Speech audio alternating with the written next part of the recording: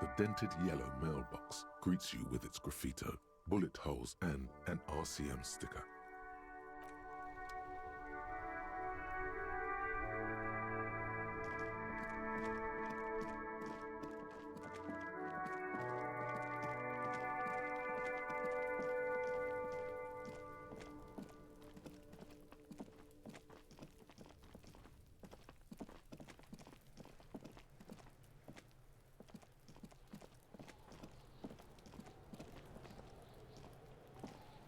This trash container is locked. The sliding lid has a padlock that says, "Whirling in rags." We could try using a pry bar, the one you took from my motor carriage, or we could ask for a key from the manager of the Whirling in Rags. He probably has one. He might also have information. This is better than the pry bar idea.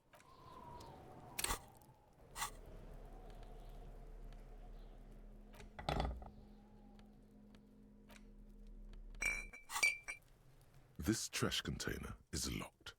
The sliding lid has a padlock that says, "Whirling in rags." Force time isn't happening. You've jammed the pry bar under the lid, but it just isn't bending. Let's ask the manager for the key. This is clearly not working.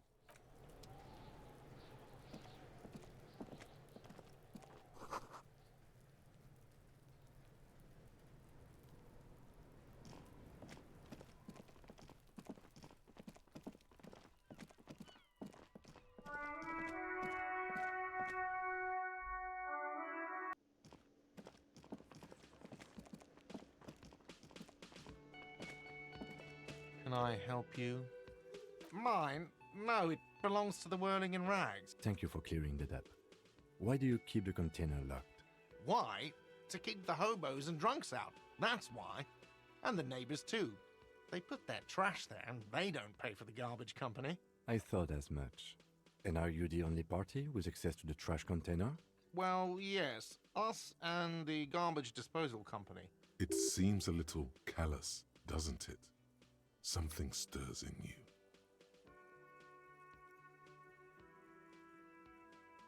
Okay then, maybe you're callous yourself.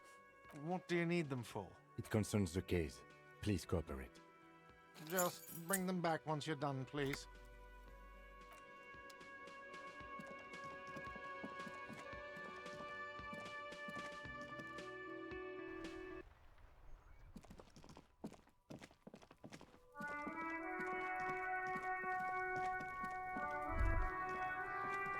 This trash container, with a well-oiled crack, the lock pops open.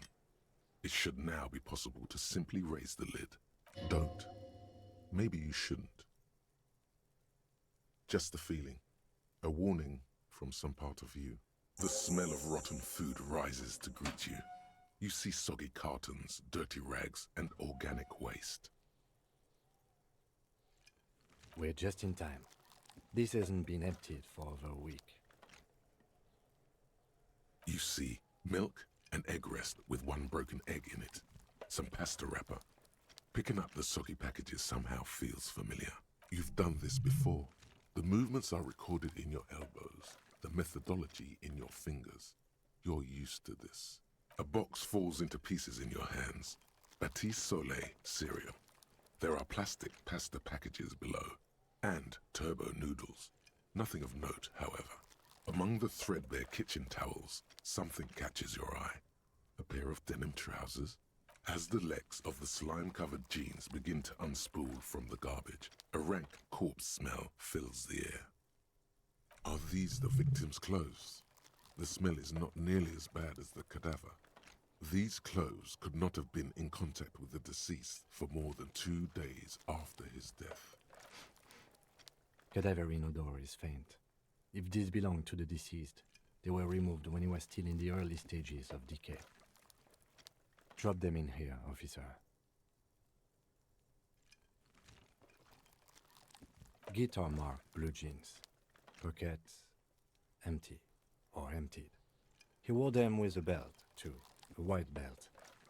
The loops appear stretched, but the belt is missing. That's it. Do you see anything else in there? I have another bag here. Something slimy catches your eye. A drab, long-sleeved shirt, olive-colored, appears from the food waste, dripping with pus. This is a military-type overgarment. No label or serial number. This is the kind of red-knit shirt that's worn over light armor to conceal it in an urban scenario. Anything more?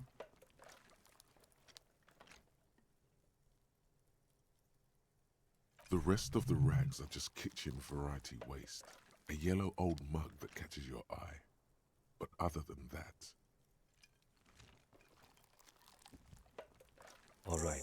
We should go to Gart again and ask if he knows who put the clothes in the trash. It could be as simple as someone from the hostel cleaning the yard. Or that one. I'd advise against confronting that force.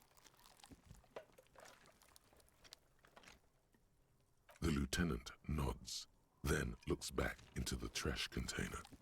It's just organic waste, cold and slimy on your hands. Apple and potato peels, mostly. Unidentified sludge, and the occasional chicken bone thrown in for good measure. But hey. What's this? A blue piece of plastic sticks out from the apple peels. It's shiny. Looks like the corner of something. Something larger. A clipboard. A blue plastic clipboard with moist papers hanging from it. They look badly damaged, but you can still make out forms and notes, written in a man's handwriting.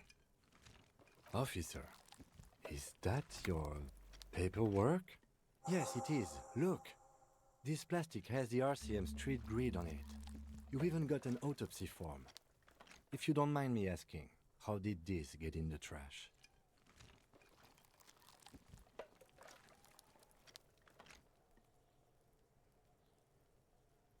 Well, lucky we found it. You should take stock of what remains, just to be sure some has not made it into the hands of the RCM's adversaries. Organized crime and the like. There might have been police secrets in your notes. It would also not hurt to start taking notes on the case. Now, tell me what your eagle eyes see. Or are we finished? Some items, such as the ledger you found, are interactable. Go to your inventory and select the Interact tab to read your paperwork. The container sounds a muffled gong. That's one thing off the list. I think we got it all.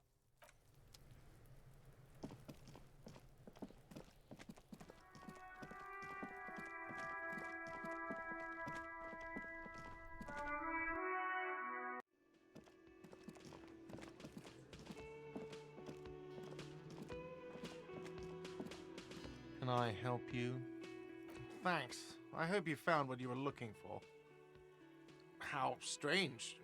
I certainly didn't put them there. Sylvie had the keys before I got here, and I can vouch for her. I can vouch for all my staff. None of us would tamper with the crime scene. The trash collection service? CS Municipal. I don't see why they would put anything in the trash, though. Ah, the elusive CS Municipal. I doubt we'll be able to track down who was sent here last and when. This will have to be one of those little threads that solves itself down the road. On Clinton Street, near the Boogie Street Diamond, a small truck rattles down an alleyway. It stops by a rusted trash container. Two men, their faces rough and swollen, jump out. They look at the container despondently. CSM is written on their backs. Thank you anyway. Yes?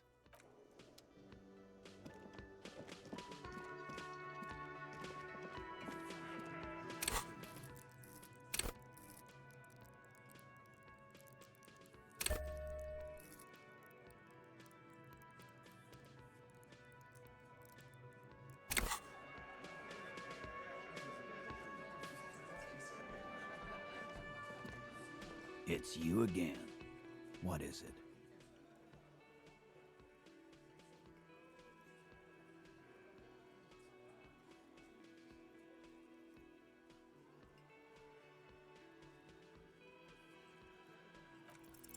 This time it's going to work.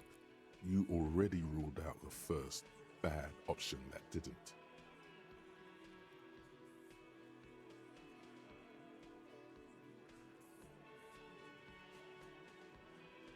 Stop shitting your pants. You don't need to know, all right? We took care of it. The law handled it, all right? Yeah. Aren't you listening? It's done. Finito. For God's sake, stop shouting! Stop breaking things in my establishment! Stop provoking those oafs! They're not going to give you anything, can't you see? I can't have a police interrogation in here. People are trying to eat.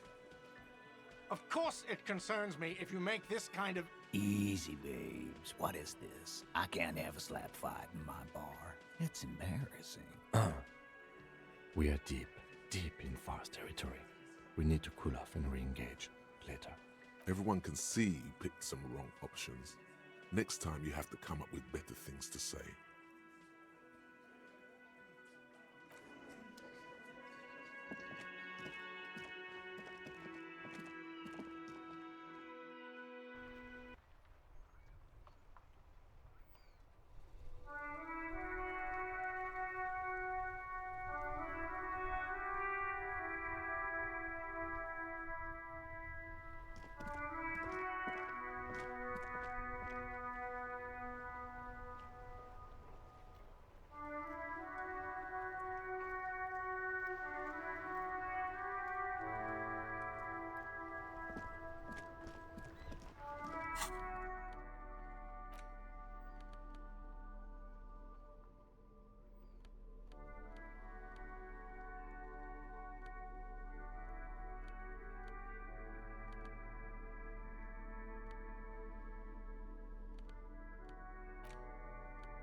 It's the ledger you found in the trash. A pitiful cabbage of white and yellow papers hanging from plastic board, barely held together by a metal clip. This sad display is made complete by the faint smell of urinal cleaner.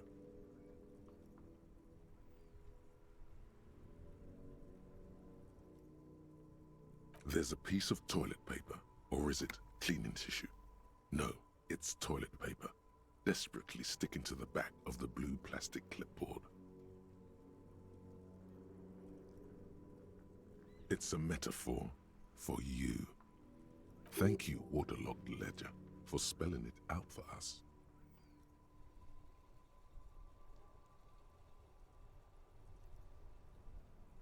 It's just toilet paper sticking to the back of the plastic clipboard. You can take it off if you want. If you want it to be kitchen tissue, it can be kitchen tissue. It's not though.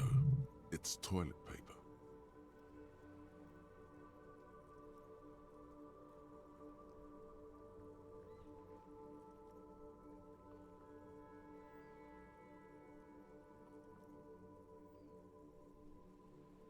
Still wet, the toilet paper, I mean kitchen tissue, sorry, peels off the plastic easily. All you have to do is shake it off your finger and voila, the ledger now looks marginally better.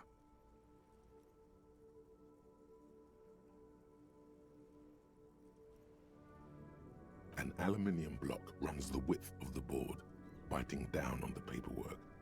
Its crocodile teeth are the only thing keeping the papers together. A regular pencil, the tip worn down to nothing, has been attached to the clip. The surface is interrupted by a silvery sticker. It's rectangular, sparkling with iridescence. You don't know how you didn't notice it before. Looks like an official mark, made to be low visibility outside the right circumstances. What? That thing. It's a halogen watermark. We use it for adding information to RCM property. It depends. Aside from an anti-counterfeiting stamp, mine has my station number and address. The information varies by date of issue.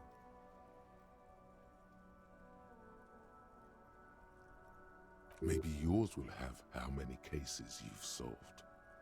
It depends. Aside from an anti-counterfeiting stamp, mine has my station number and address. The information varies by date of issue.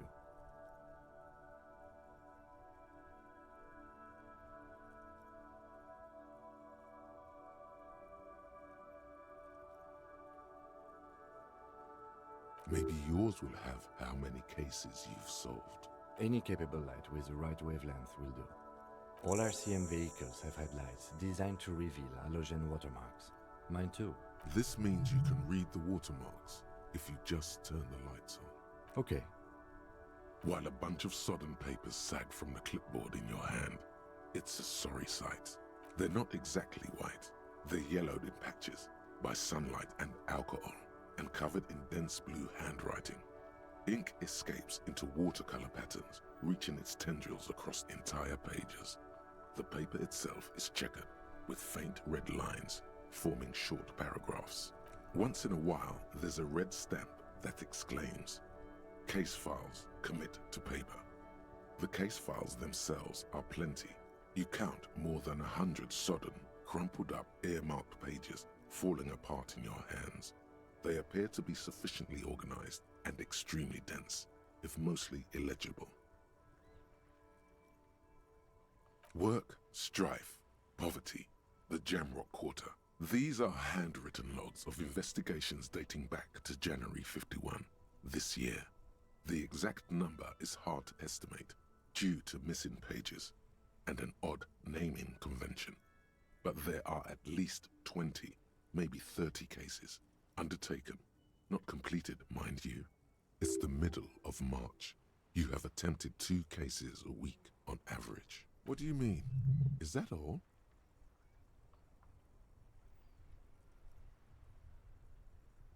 Huh? 2 complex cases to undertake is a lot, yes. You really have to push yourself. I would not suggest it, lest you start making mistakes. 2? That's a lot. I didn't mean to say you are making mistakes, by the way. That was presumptuous of me. It's okay. We all make mistakes.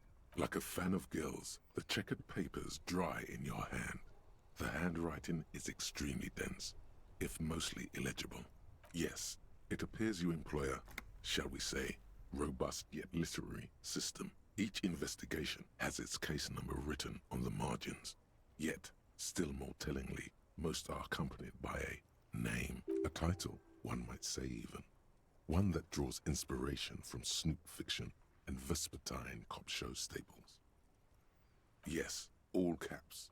One is called The Next World Mural. Another, The Square Bullet Hole Murders. Another yet, The Unsolvable Case. Others appear more light-hearted. The guys on a couch in an unexpected location, and the murder at the Ukar Parlor. Even the rare article-free collapsing tenement. Murder features prominently throughout. It's going to take an effort to piece these case files together, but it can be done. Once you're done inspecting them up close. You mean the alphanumeric? Officer, precinct, time of arrival at the scene? Oh, you mean the titular? Yes, well, so do I. In our defense, almost everyone in the RCM does. It's a holdover from the early days of the RCM, right after the revolution, when the organization had little idea how to do things. It persists in an unofficial capacity. Officers use these titles to refer to their work among themselves. Again, in your defense, I seem to have named one the man with the hole in his head. That was a real person. His death was real. Still, I named it that, to amuse myself. I pray his loved ones never find out. Rail spiked through the head. He died. It was a workplace accident. There is, for precisely one more. 15 pages near the end remain untouched by the damage. The checkered grid forms a structure of passages, breaking the case into subtasks to accomplish. Once all the tasks are accomplished, the case is complete. Like a fan of gills, the checkered paper, you don't exactly close them, so much as distance yourself from the smelly papers. They're a little further from your nose now. In the back, you see thin, translucent copy of paper, some neon yellow, some bright red, all covered in boxes, like marching armies. These look like official forms, waiting to be filled out. Then rip them from the binder and hand them out, according to type of form.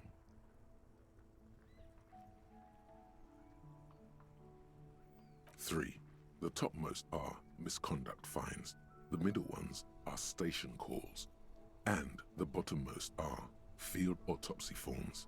Each is easy enough to make sense of. You don't have to be an intellectual giant to do police work.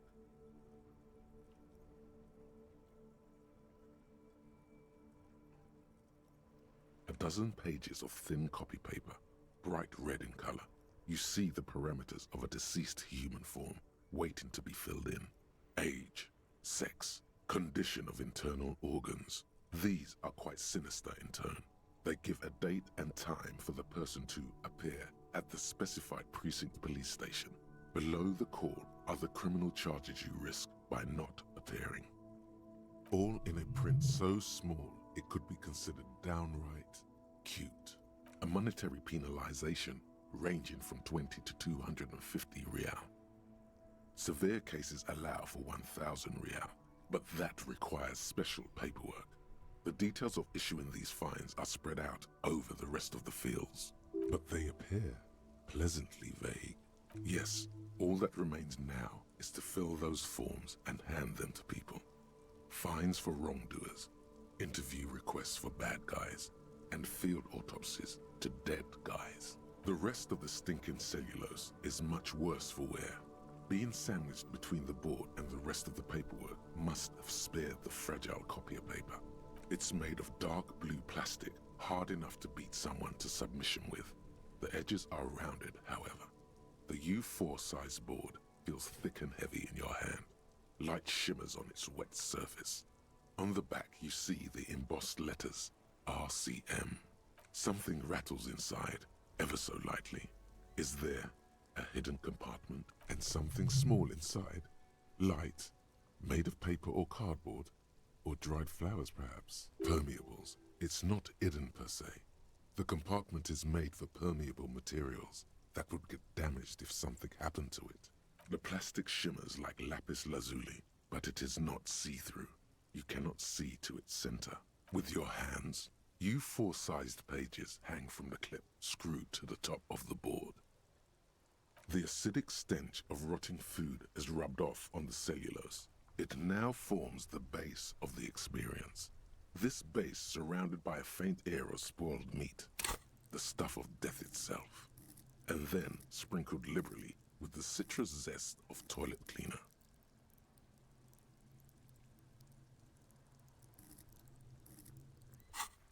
You know, like the bits they put into public piss bowls, probably called Fermi Discrete, or Axel, or something. At some point in its journey, the ledger has seen the inside of a public toilet. Remember when I said the smell of the upstairs bathroom was so rank they should have sent a poet to describe it? Why, yes it is, among many other things. This cleaning tablet is used by the whirling in rags. Perhaps that's where the ledger was dropped in the toilet. By you. The two sides of the board appear slightly misaligned, like a drawer that's come off its slides. If you bend the plastic on your knee, slowly, the slides snap back into place. It should be possible to just, without resistance or sound, the two panels move against each other. The compartment is now open. 2 ticket stubs and a handmade postcard. 2 octopuses are smiling, reaching their tentacles toward each other in the colored pencil drawings. The tickets permit access to the zoo in Revachol East. The aquarium costs extra. These let you go there, too. Thin wax paper has been glued to a piece of cardboard. Sounds like leaves rustling when you pick it up. You see violet flowers, floral patterns, patches of glue. It smells of chewing gum, apricot flavored, a touch of cinnamon, the end of summer. You think the label says tutti frutti. Familiar handwriting lines the inside of the card, looped, round letters in a woman's hand. A young woman in her 20s. There is care, effort, and a smile, you think. Although that is not something you can read from someone's handwriting. Harry, it begins. You're already reading. I wanted to write you a letter so you can read it when you wake up. Maybe it will make you happy. Your hand shakes holding the card. Every morning when I step out and you're asleep behind me, it says, I find a little piece of sadness in me. I carry it in my chest, down Voyager Road.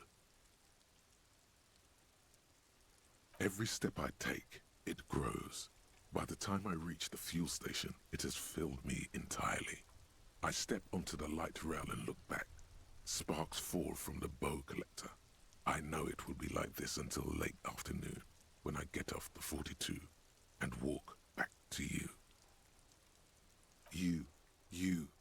Every step I take will get lighter. It almost makes me run. Sometimes I do. I can't believe I met you. I can't believe the happiness I feel with you.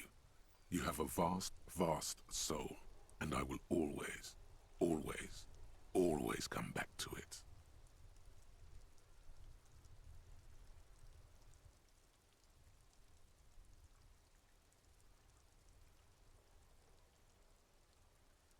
Kisses, kisses, kisses. You feel the air sucked out of your lungs and the blood sucked out of your head. Everything around you gets dark. Small white dots appear. Sparks fall like snow from the bow collector. A streetcar distancing. You feel the ledger slip from your hand. No. Hold on. To what? There's nothing. Detective, is everything all right?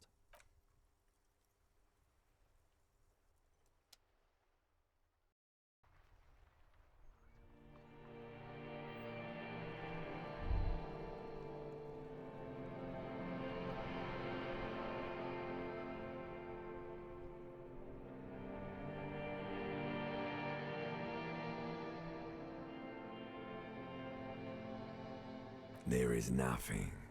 Again. Nothing sad, brother. No treachery, just blackout. Well, almost nothing. There is the ground below you, that's still there. And the small light that's on, fluttering, somewhere in the basal ganglia. That's me. Blue eyes, that's me. Who was what? He speaks of the sickening longing, the unwell emotion. Even in the darkness, he's grasping for it. Still trying to hold on to the great sorrows slipping in the water. Slimy. Here in the paleo-mammalian cortex, we call it the shadow. Because it's always there. Tell him. Ah, yes. In the old factory system, they call it the apricot chewing gum scented one. It's unhealthy of them to linger on it so. But as they say, what do you do? It didn't smell nice. It smelled like betrayal. Your name is fuck all. It certainly ain't Harry.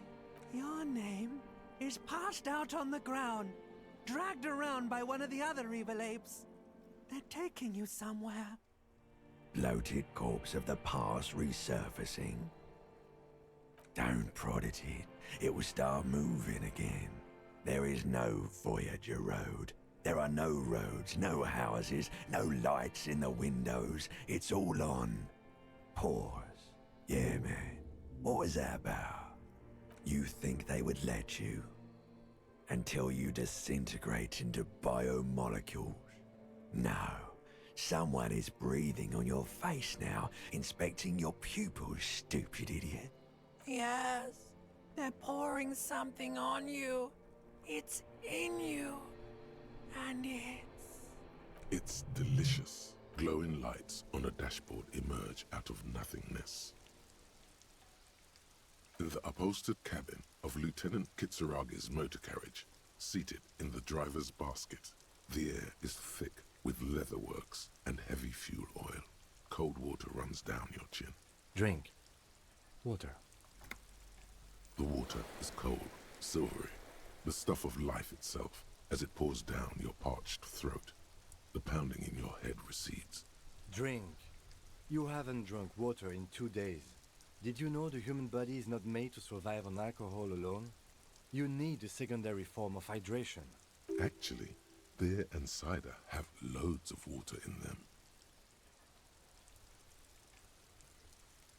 With greedy gulps, you down half a liter of cold water. Some of it spills on the driver's seat. The lieutenant pays no heed to it. What happened?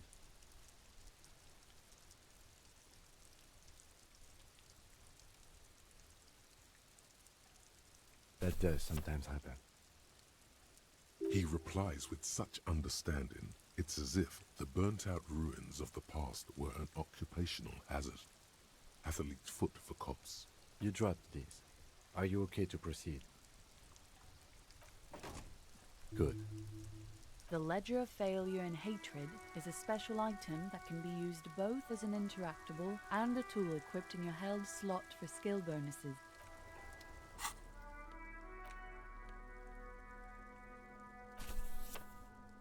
It's the ledger you found in the trash. A cabbage of papers hanging without resistance or sound. It's slightly, ever so slightly, different. Yes, you can piece them together using the alphanumeric code on the margin.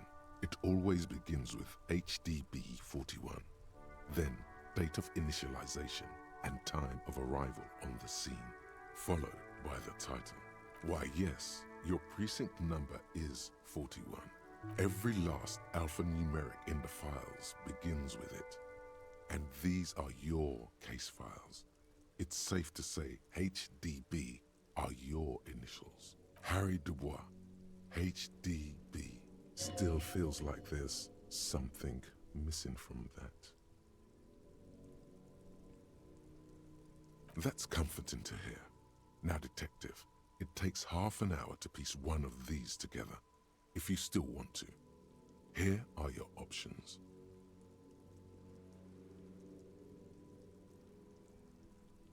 Not much has changed in the meanwhile. Arson, petty theft, spousal abuse. Handwritten logs on dozens of investigations date back to January 51. There is, once all the tasks are accomplished, the tasks you've completed flow out of the kind green ape pen in a brash freehand similar to the rest of the letters. The wording comes easily. It's almost robotically simple, a language developed for mental rigor and simplicity. Inspect the victim's body. Get the body down. Interview the cafeteria manager. It's not exactly poetry, but poetry would be out of place. A satisfying slash sounds across the paper. You're done, it seems to say.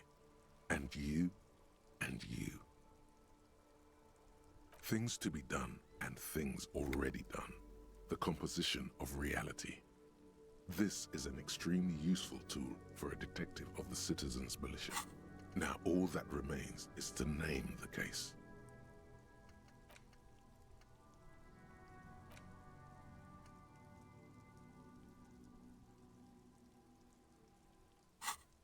No, actually. Any ideas? Great. That's great. That's actually what I was thinking too. The Hanged Man. Good, strong name. We have a very good name for the case now. I'm going to start calling it the Hanged Man.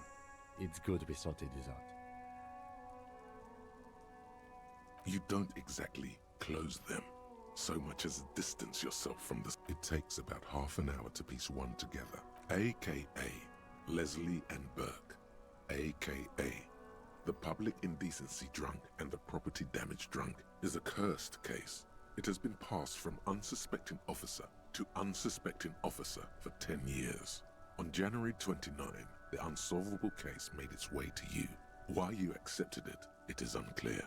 Every officer, and indeed most civilians in Jamrock, know it's unsolvable. You were so drunk, you didn't remember what it was when you signed on. That, or you were high. Leslie will always take his pants off when he's drunk. Burke will always trash everything. It's just what they do. It is their nature. You cannot change the nature of a man, and you can't lock them away because public indecency and small-scale property damage are not punishable by incarceration. The only way for Leslie to stop flashing his genitals to bypassers and for Burke to stop dismantling signage and rear-view mirrors would be for them to stop drinking alcohol, which in their 40s or 50s, it's hard to tell because of their distorted features, is a medical improbability on par with you ceasing to produce the expression, threatening fines, dragging them to the station, locking them up in the hellholes they live in, locking them up in the station, hypnotherapy, even trying to get the local gang of Zemyaki to take them out. The Zemyaki gave them ethanol, so Burke and Leslie would expose and rampage even harder. You tried it all, and still the complaints wouldn't stop, as they hadn't stopped for 10 years. It's plain to see from the files that you, Satellite Officer JV, and Special Consultant TH had more important cases to attend to. You uncover cross-reference to several ongoing investigations, each brought to a standstill every time you drive down Main Street. Because there they are, on the corner of perdition. And what is Leslie doing?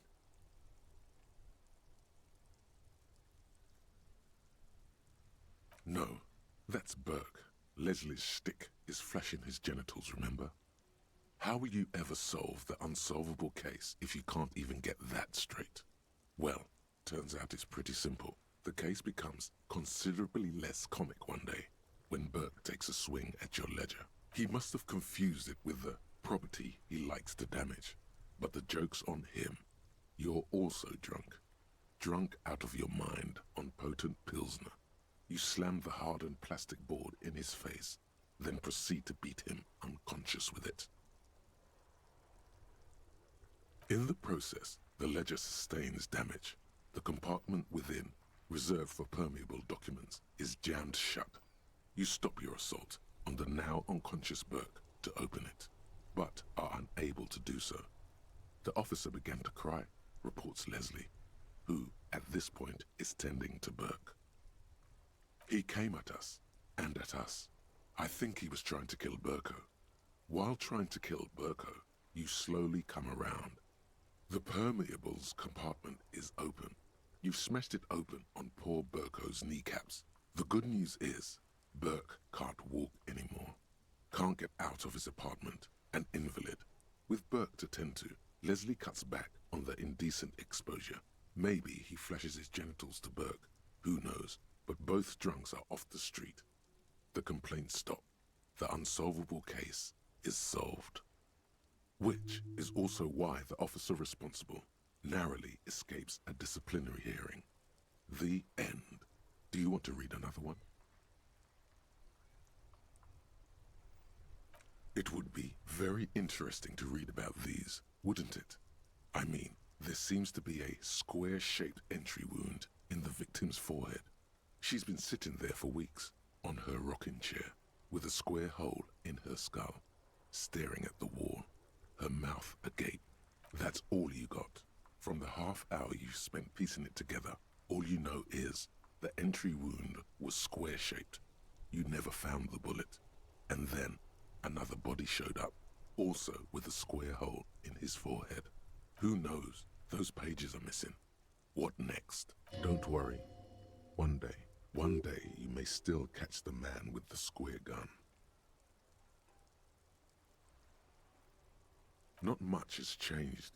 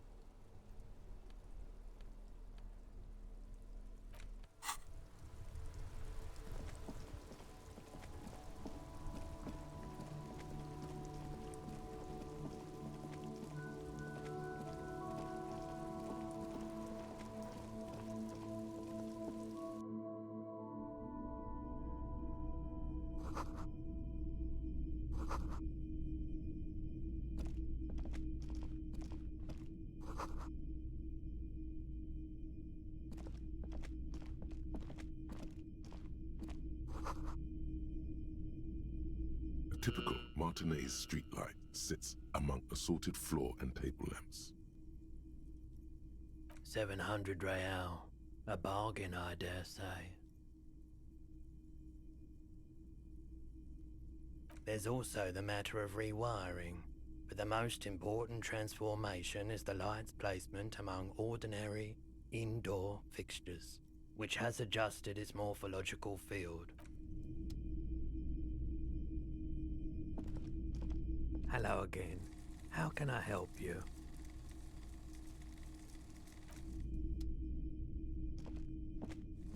You see rows of toy soldiers guarding the rest of the trinkets displayed on the table. Some on horseback, others in rags, others yet in bright blue uniforms. All are stern and unyielding in their duty. Why, what's this?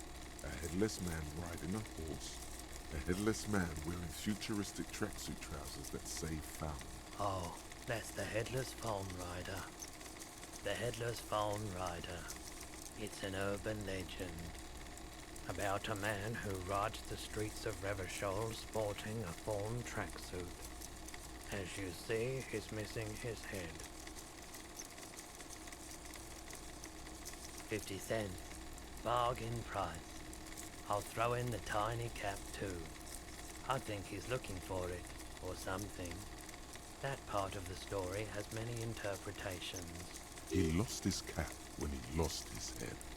Perhaps he's looking for the head.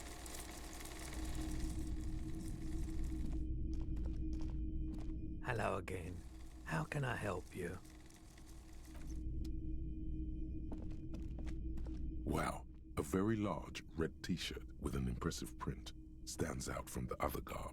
Oh yeah, the print depicts a muscled man striding toward you, a giant sword in each hand, encircled by burning embers. Behind him is a cluster of cabins engulfed in flames. Beneath him are the words, Hyundal burning. The antlers on the hood of the man's cloak and his piercing blue eyes are familiar. The boomboxes on the shelf look well-loved and well-traveled. Chipped, dented, they stare at you with the unblinking eyes of their tape reels. One especially catches your eye. Deep gold and amber plastic with a big old handle on top. A classic boombox that says, Stereo 8 approved. Just make sure it works before you buy it. Is the Harman Welsh W2. Made in Vespa. Designed in Seoul. Plays all reel-to-reel formats. 2mm, 8mm, 12mm. It's even got a little radio in there. It'll set you back 12 real.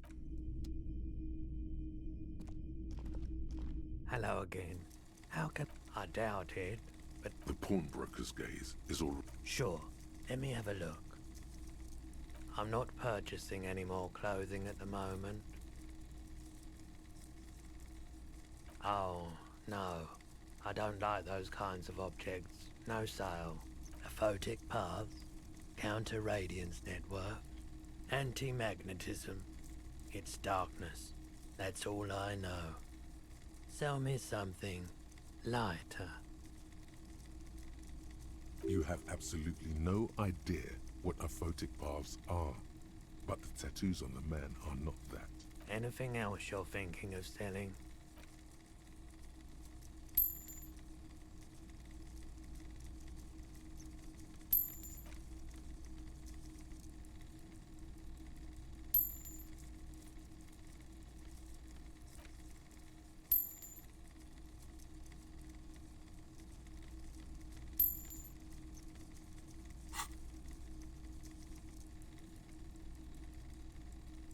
Another time, perhaps.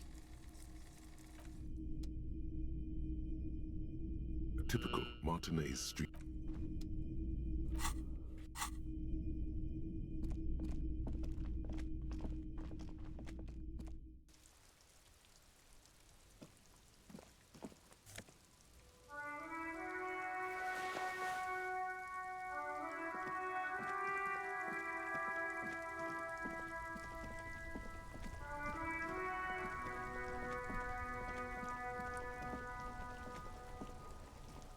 Inside, you see a set of steering levers, a radio microphone.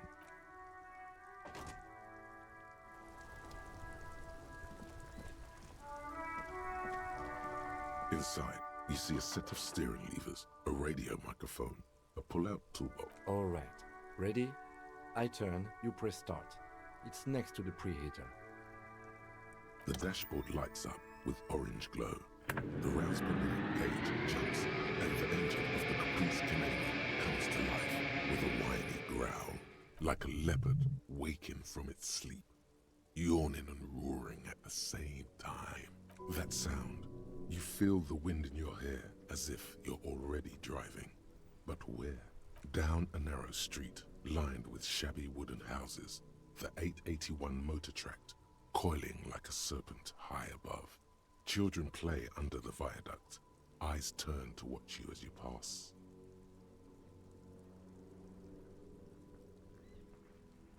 The Valley of Dogs, and before it, a familiar dome, like a ladybug without the colors. The building has a designated parking place for your carriage. This is Precinct 41, as close as you have to home now. It's far away. The lights unfold with a little click, casting electrical light onto the ground before the vehicle. There you go. I'll turn them off from the remote once you're done. We just need to stand in front of the machine now.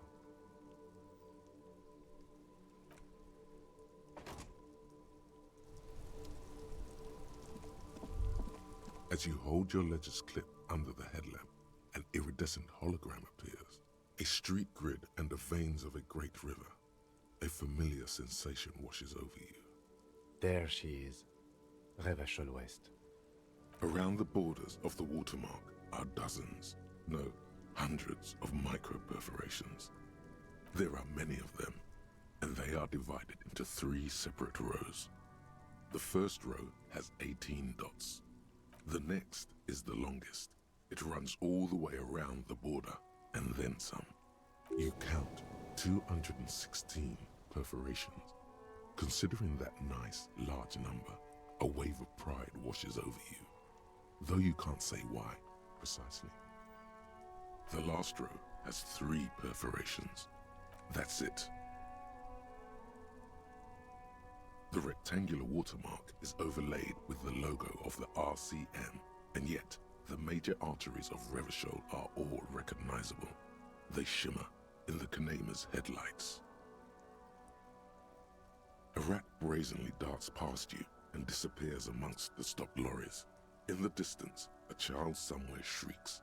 A woman reprimands her in a voice no quieter than the child's cry. In the middle of a broken plaza, in a cone of light, barely visible in the daytime, 2 men, one slim, the other sturdy. They are on the city stage, but only one of them knows his lines. Ah, Martinez.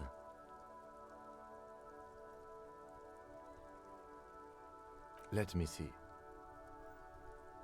Right here.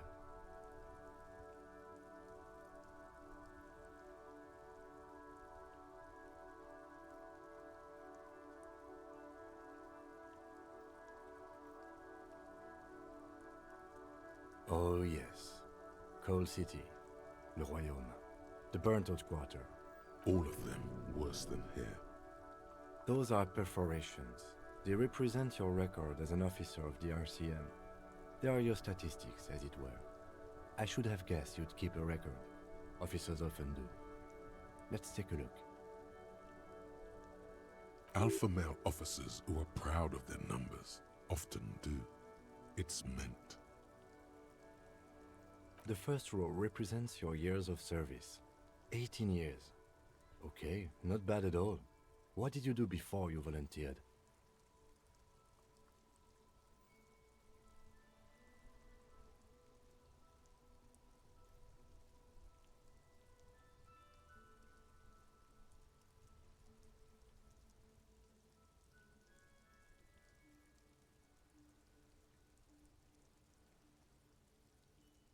That's what it says. I might have guessed even longer based on your age. What did you do all those blissful years of your youth? Fair point. Let's move on, shall we? This next row, the one that wraps all the way around, is your number of closed cases. Closed is good. It means finished. You've got, let's see, wow, more than 200. It's quite a lot, even for someone who's been on the force for nearly 2 decades. Usually, clearing more than 10 cases a year puts you in the 90th percentile of all RCM officers. Right. Those are your confirmed kills. You've got precisely 3 perforations there. For an RCM officer, especially Precinct 41, which is in the Jamrock Quarter, it's rather tame. I mean that in a good way. There are certain officers who treat their kills like some kind of ghoulish game. If they do happen to solve a case, it's usually by accident. But it seems as though you are, or at least were, one of the good ones. So we have that to be thankful for. Yes. Everyone has their own method of coping. Some more effective or self-destructive than others. Personally, I find it helps to keep up a few hobbies. Oh, this and that. Let's not get into it now. Why not gardening? You've already got the yellow gloves. If you want to pour out the booze you've been carrying around on duty, I'm certainly not going to stop you. A dark pool of cheap wine appears at your feet. It shimmers in the lights of the Kanema. Honorably done. You have given up some of your own blood for theirs.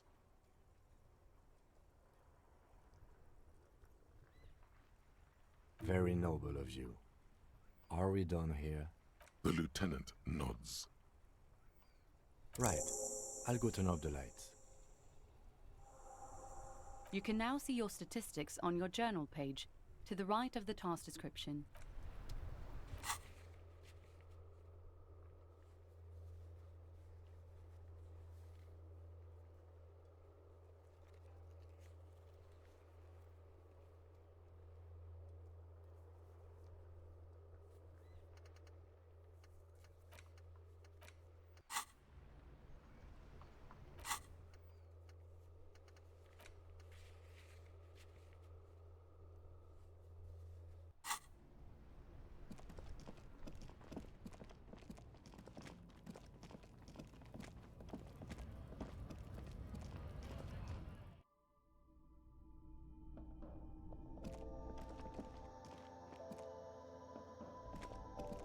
A small cabinet on the wall is filled with various medicine bottles. Okay, here. I hope Saint Baptiste makes you feel better or something. Saint Baptiste, you know, the pharmaceuticals company. Saint Baptiste Pharmaceuticals, the one that sells meds out of Saint Baptiste. That one. There. She is right. Saint Baptiste, the company, derives its name from Saint Baptiste, the city. Itself so named because that's what it is. A rare case where that a colorful Again, I'm obliged to inform you that both alcohol and cigarettes damage your health. No, Frit only sells legal drugs, like the law says.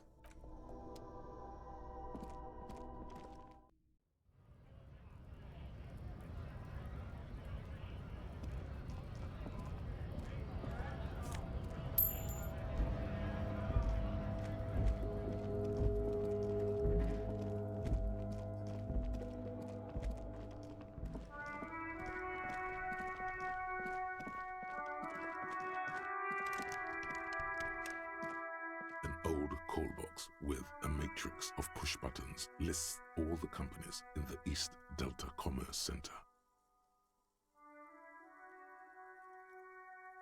An off-key melody starts playing after you ring the doorbell. Then a woman picks up the receiver. Kuno, please stop calling here. Grown-ups don't have time for your stupid games. She thinks you're the gremlin child. What would he say to this?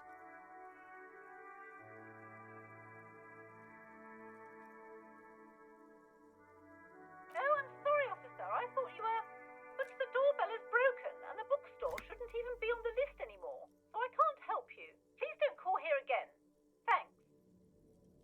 single beep indicates that the line has gone dead.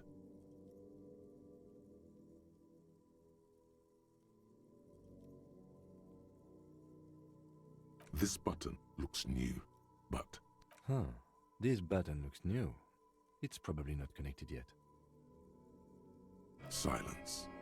No one answers your call. Nothing happens after you ring the doorbell. They don't want to talk to you. You ring the doorbell. What an ominous name for a hair salon. Doesn't bode well for anyone's hair. All you hear is static, but no one answers the call. You ring the doorbell, but nothing happens. You wait for a minute or two, but all you get looks like someone has... You hear static from the intercom speaker. It sounds as if someone has picked up the receiver, but isn't saying anything. You can almost hear them breathe. Yes, hello. This is Tricentennial Electric. Have you come to place an order? She sounds almost antique, as if her voice was being played off an old wax cylinder. A receiver must not be working properly. Wait, but what happened to Slipstream SCA? There's no Tricentennial Electrics on the list. My God. The lieutenant exchanges a look with you. It's you. My God. I didn't think I would hear your voice. It's a woman, and she knows you. Your heart beats faster.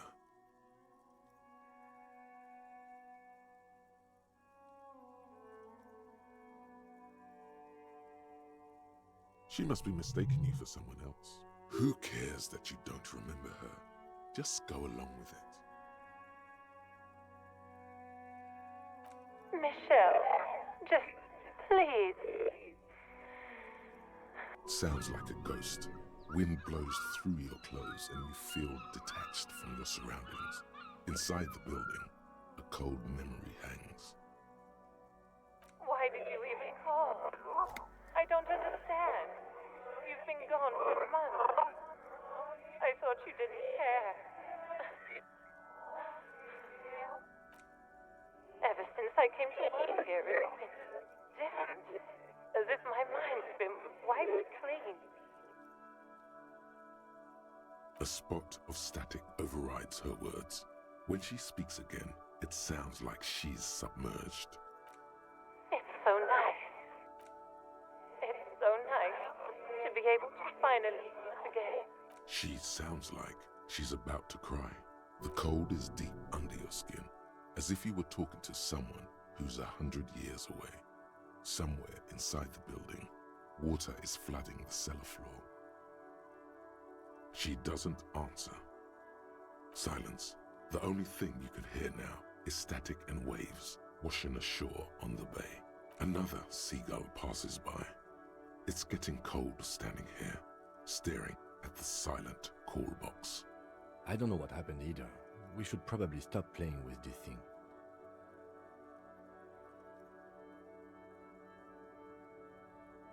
You press the number sign on the keypad that terminates the call. 12 name cards on the call box read, silence. No one's home. Silence. No one answers the doorbell. Whatever she says, it can't hurt you. You're a different person now. Stronger, healthier, and alright. Maybe not healthier, but it's a bonus that you've drunk so hard you can't remember any of your past relationships. Oblivion's the ace in your corner. There's a light buzz as you press the doorbell, waiting for her to answer the call. It's cold outside, and you can hear the wind blowing into the speaker. There's the static again, whispering like a seashell pressed against the air. Yes, hello. This is Tricentennial Electric. Have you come to place an order?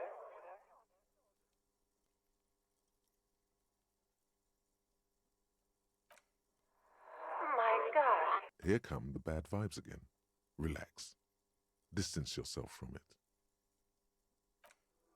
It's you.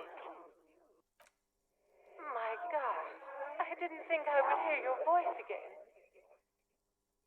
Wait, is she...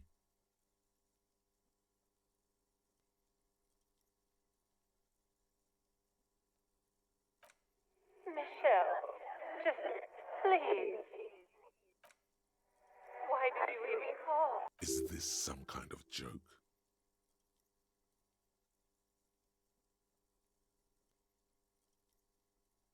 The voice from the intercom doesn't answer, but you can hear her breathing. Wind blows into your microphone again, crackling and echoing in the box. Ever since I came to work here, as if my mind's been wiped clean. And then it hits you. She tries again not to cry, and still doesn't succeed completely.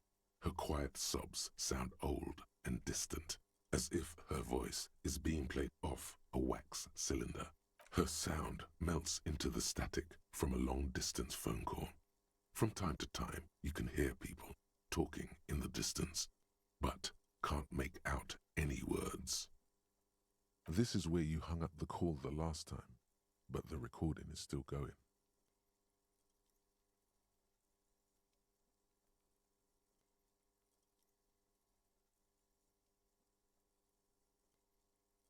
A phone rings in the office with an old-fashioned chime, and someone walks by in a pair of heels. The static is like a warm blanket wrapped around the sounds. No one replies, but the static grows stronger like rainfall. Then a female voice speaks out, completely different from the one before. Glorious and total somehow, crawling inside your head. For 300 years I have been here, volatile and luminous, made of sodium and rain. If you want me, you can find me on the beach. Donazernebal. So, it was a recording trapped in the circuitry from some ancient tenant. This sometimes happens. Shall we conclude here? We have other mysteries to solve. Don't take this the wrong way, but during our short stint working together, something weird is almost always happening to you. That is true.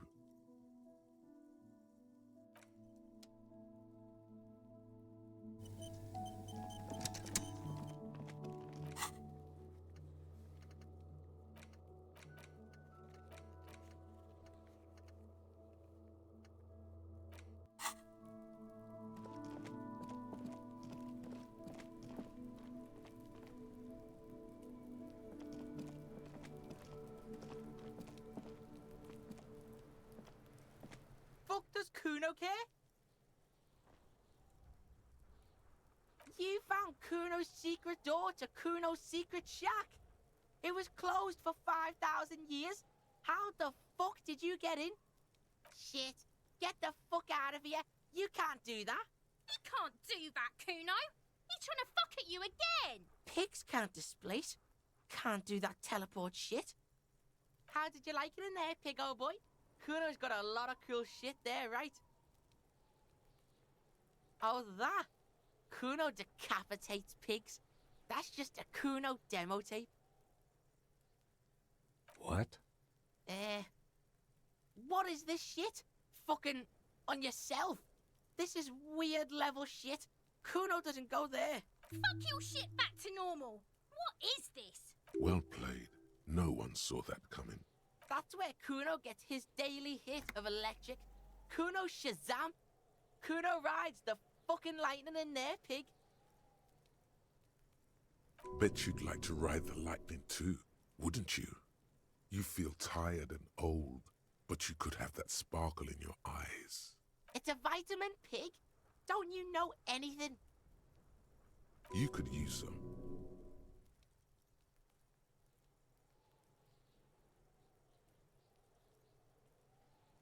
Yeah, it's the mag. You fucking need that shit to stay on top of your game. Kuno goes through like a tube a day, rips mag like a motherfucker, and you could use a battle. Oh, don't teach him, Kuno. He's gonna use it against you, Kuno. You're not getting this, pig. It completely takes away the hangover. It's like you didn't do anything. Like you stayed home playing with your choo-choo. Fuck you, pig! Don't do mag! You're gonna OD and you're gonna fucking die! Good call, Pigmeister. Don't come and talk to Kuno about his kingdom. Yeah? The kingdom of Kuno? The fuck do you want with it? Yeah, Kuno doesn't know shit about that. That shit is beneath Kuno. Listen, listen. Kuno doesn't care about this small-time shit. Just listen.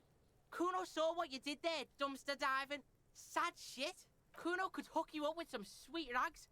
Shit like Kuno's wearing. Your size, good price. 500 real. You'd have to be blind not to notice the giant white letters F-A-L-N running down his trouser leg.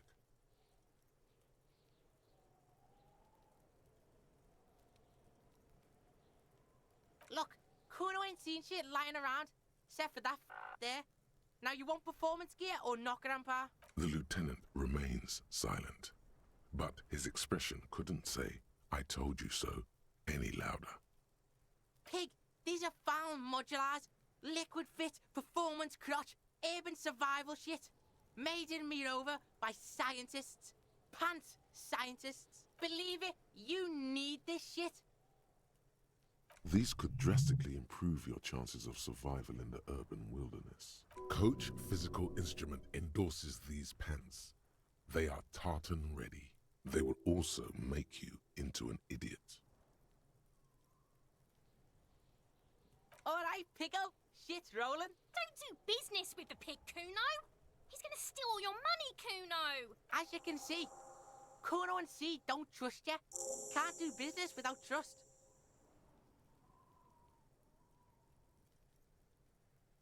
Yeah, whatever. Kuno doesn't give a shit. Yeah? The kid. Look at that fucking shit. You're trying to get Kuno killed. Fuck does Kuno know? Kuno's not a fucking acrobat. The lieutenant takes a quick note in his notebook. It's a trap, Kuno! Don't climb it, Kuno! Dunno. Kiptas gardener used to work there. Kipt is a pejorative term used to describe people of South Seminese or Areopagite descent. It used to be a common first name among the Areopagites of Ilmara. Not so much anymore. The fuck does this have to do with the Kuno? Kuno doesn't give a shit who she is. You were expecting relaying this information to him to be more rewarding, right? Telling him you found out she isn't a gardener. You know what you should do if you want to get rewarded? Drugs. Drugs are more rewarding than work. Or alcohol, if you don't want to do drugs. Alcohol is just as rewarding, but it isn't a drug. This has been going on for quite a while, hasn't it? You've been thinking about drugs and alcohol for a long time now. Juicy drugs. Tasty alcohol. Seems kinda boring now, going back to... What was this about? Some yard? Yards aren't interesting. Only drugs are interesting. Drugs and alcohol. You feel sad now, but what can you do? Life has to go on. With a heavy sigh, you say, Don't be wondering about Kuno's shit, pig. Yes, absolutely, absolutely. Why the fuck are you telling this shit to Kuno? Yeah, whatever. Kuno doesn't give a shit. The fuck do you... Good call, Pigmeister. Don't come and talk to Kuno about his kingdom. What's going on? Is an ungovernable youth on your crime scene, throwing around incendiary language, trying to push your buttons. Fuck no! What are you? Fucking mentally handicapped? Kuno, they've almost made you a snitch now. Ease off, see? Kuno always takes the bullet over the hammer. He'd rather die than work with the justice system.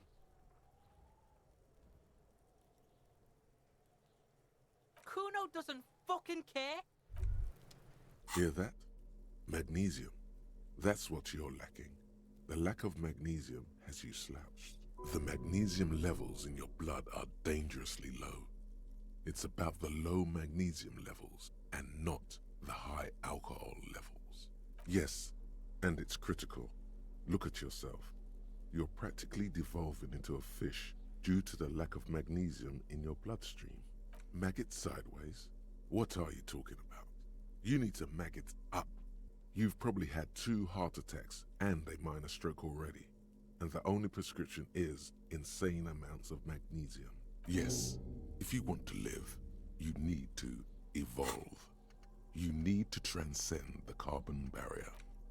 Go to the apothecary and buy insane amounts of magnesium. It will reverse the damage to your circulatory system.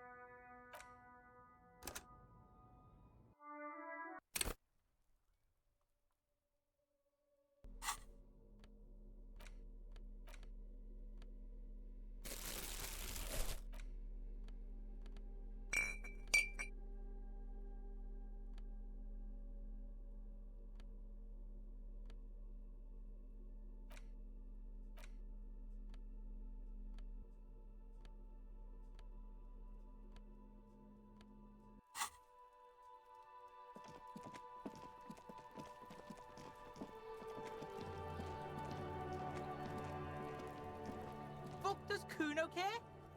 Yeah? Yeah, Kuno doesn't know shit about that. Listen, Kuno... You'd have to be blind not to notice the giant white letter. Look, Kuno... The lieutenant remained. Whatever.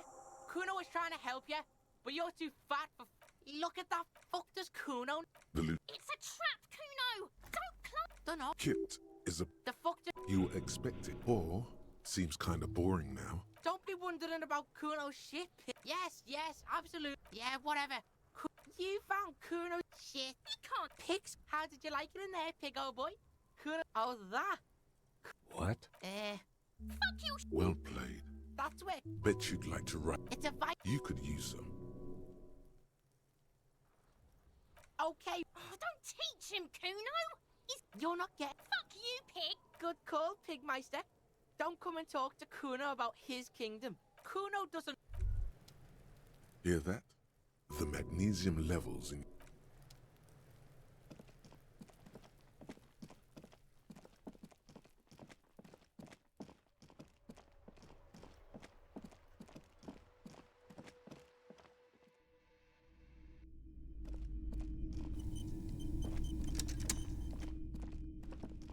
A heavy door with a missing handle.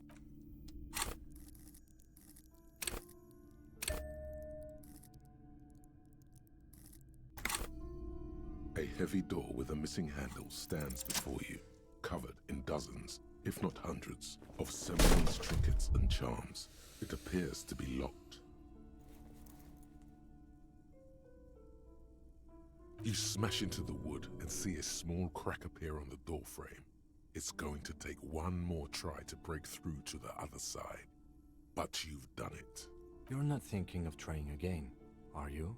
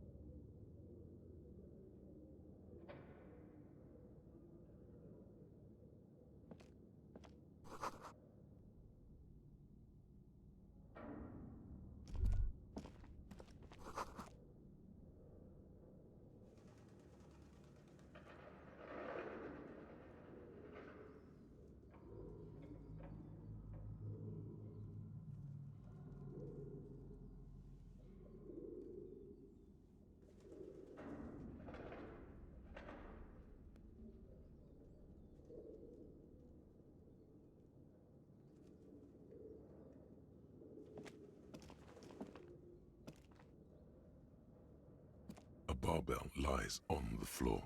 It's 60 kilograms. Your triceps hum at the sight of these weights. Show the world what kind of beast it's dealing with. There are no collars on the barbell. This is a safety hazard. You're right. The weight may fall off. Better not touch it then. It would be a violation of EPIS safety regulations if the gym was still operating, but it isn't. No one's supposed to come here anymore.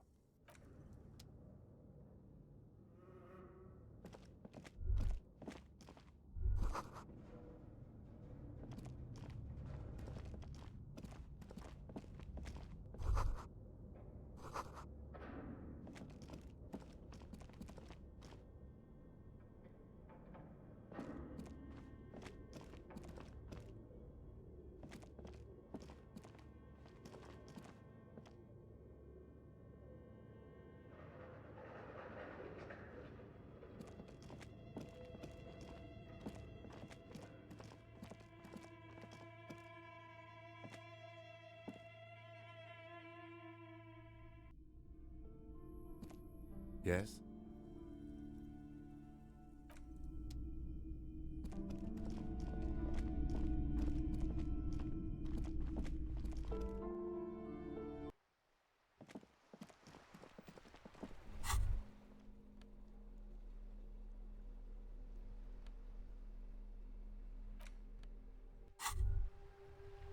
There. Working class drunk. You know what this means, right? Cracked it. All in a good day's work. What do you mean, what did I crack? Look at how working class that drunk is.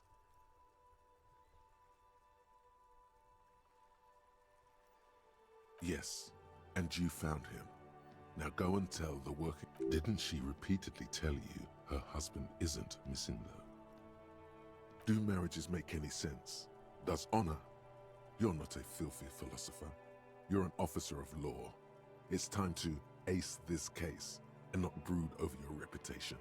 We can deal with the perception management later. There's no need for champagne when there's honor, recruit. Go and tell the working class woman what you found right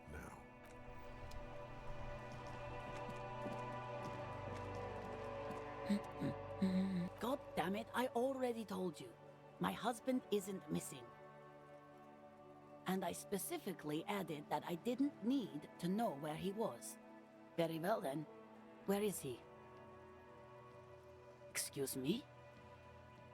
Right, 'cause working class women come with alcoholic husbands. You know what? Remember, about that what. Never ever say what. You were right. I do have an alcoholic husband. Although not that one. Ha, bland. Knew it. I did, and he is. He's also an alcoholic. No, he's not.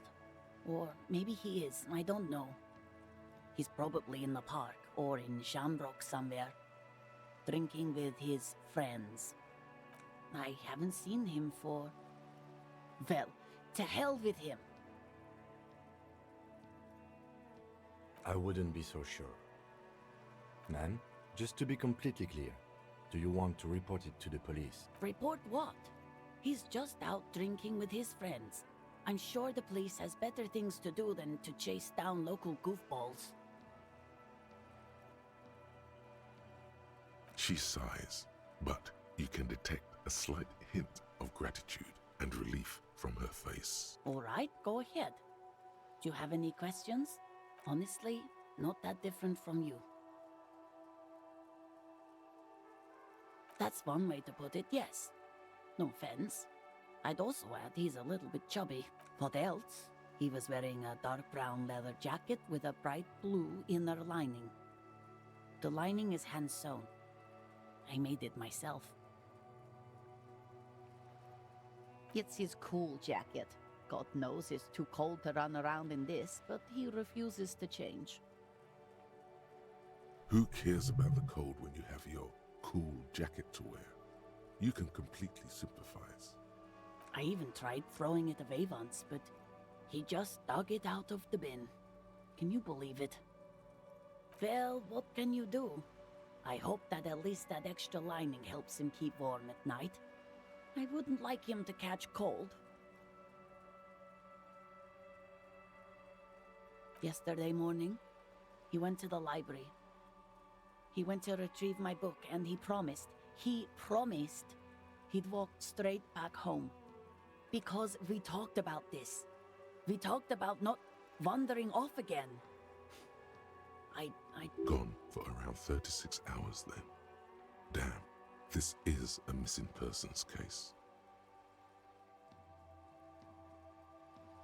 She turns away from you in an attempt to recover.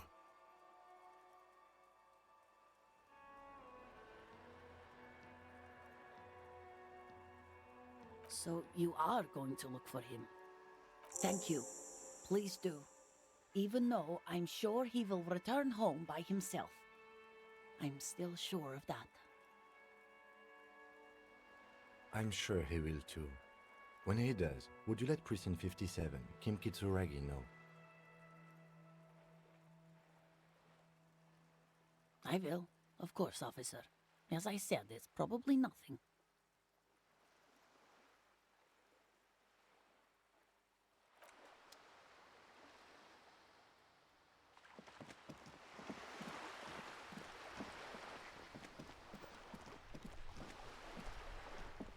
We're still waiting for... What is this?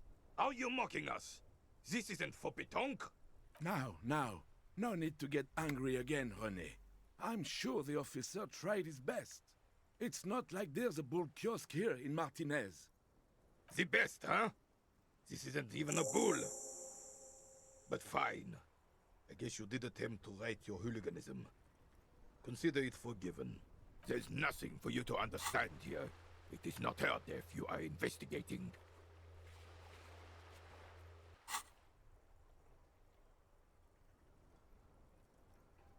Absolutely not. She died of pneumonia in her bed at the age of 79. This is highly usual. I was 22 when I returned from King Guillaume's Akira operation in the south and found my sweetheart in the arms of this wretch.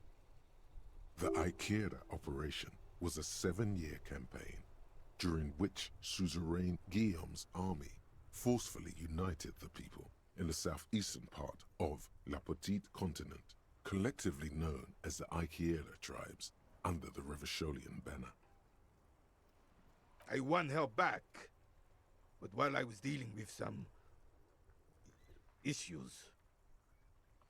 You were like a dark cloud sucking the joy out of every living thing around you. And you hurt her.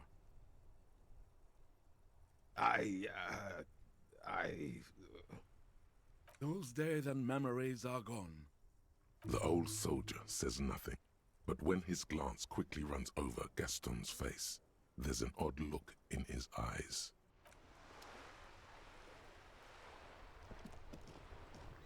Officer, the mere sight of police in Martinez makes me feel safer already.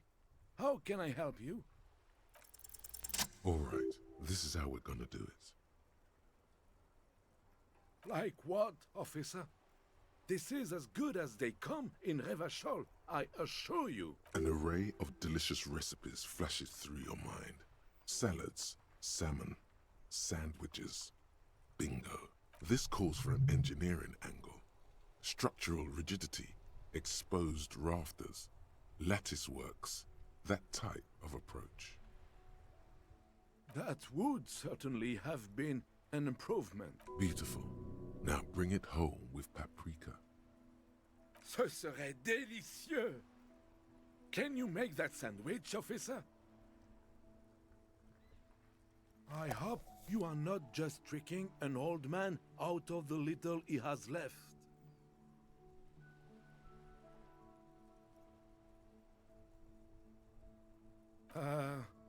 Okay. Sure. I'm not worried. We're here all the time, every day. Impossible to miss us, officer. He looks worried. Is there anything I... Sweet, of course.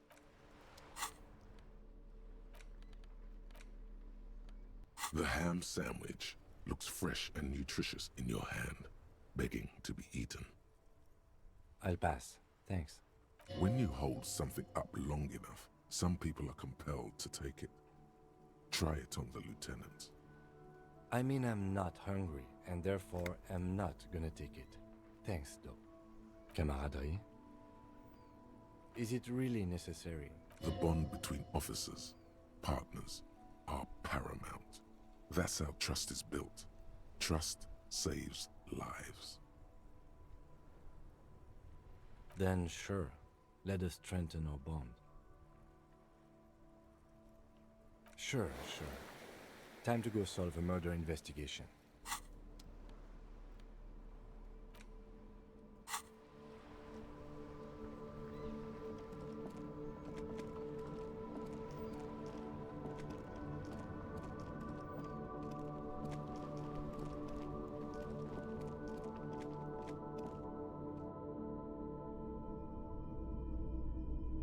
The boomboxes wait on the shelves. And here you are.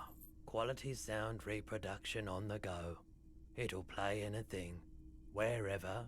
Turn any tape into a conversation of sounds and shapes.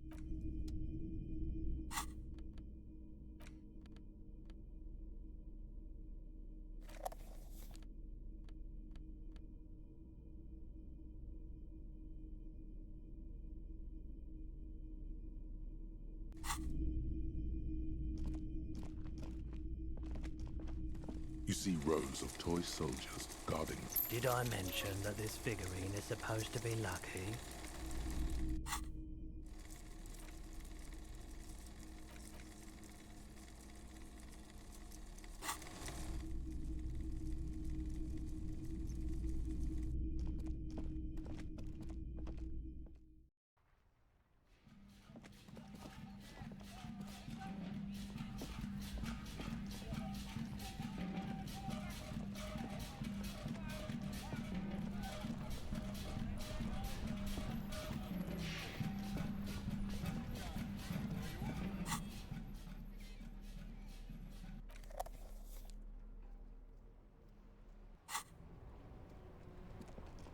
Inside, you see a set of steering levers, a radio microphone, a pull-out toolbox. As you tap on the gate... Now, that's enough fun with the foldable headlights. I know they are mesmerizing. They are also fragile. I'm not going to turn it on for you again. The white suede feels luxurious. A metallic drawer, the pull-out toolbox, slides back. This is Precinct 57. How may I assist you? Just a second, officer. Sylvie Malaika on the line for you, officer. Yes. Hello? Oh, great. What else do you need, detective? Well, you tried to jam it down the toilet, sir, clogging it completely. After I had unclogged the toilet and retrieved the paperwork, I threw it out in the trash, thinking you didn't need it. I am sorry about that. Anything else, detective?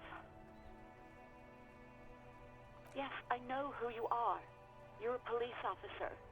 The law. Oh, no, I haven't, sorry. Real policemen have uniforms too, by the way. Where's yours?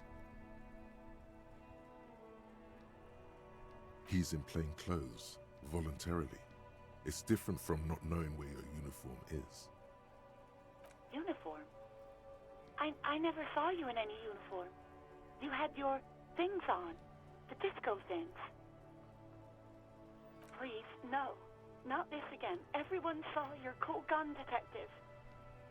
You were trying to impress some people with it. Everyone was eating, and you were waving it around in everyone's face, begging them to describe it. You said it calms you, and then you started making suicide jokes. Oh, those again. I have been trying to wean you off them. You know, when you put your gun, your actual gun, on your temple and pretend to shoot your brains out, off of that, people don't like that. I remember this. You were screaming things like, "My brains are all over the wall, painting them red. I won't be seeing it, 'cause these are my brains. I can't see without my brains." Very nice visuals there. Me neither.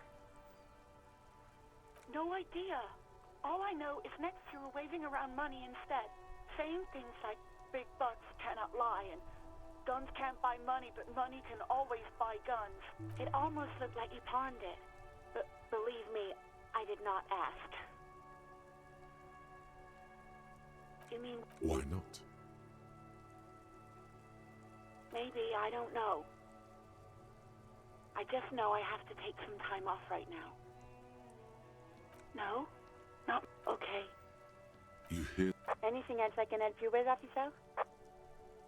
Just a moment, officer. 10-4, come in, officer. Over. Okay, 10-4, sir.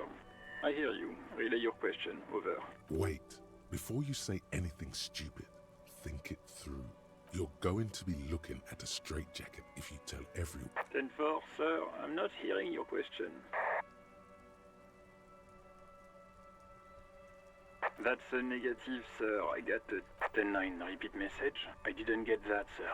Over. What? What is it? What can he possibly still want from us? He seems intoxicated and keeps asking me to call him by his name. Mullen's drunk and emotionally aggressive. That's new. Wrap it up. Don't indulge in his drunken antics. 10... excuse me, sir. Over. Come again, sir. I didn't get that. 10-9. Over. 10-4. Well, that's... Does he actually want something, or is he hell-bent on disrupting our work? He asked if he ever told me about his days before joining the RCN. For God's sake, cut this shit out! Tell him to stop wasting time and be a goddamn policeman for a change. Sir, Satellite Officer Vicmar says... So, was there anything else?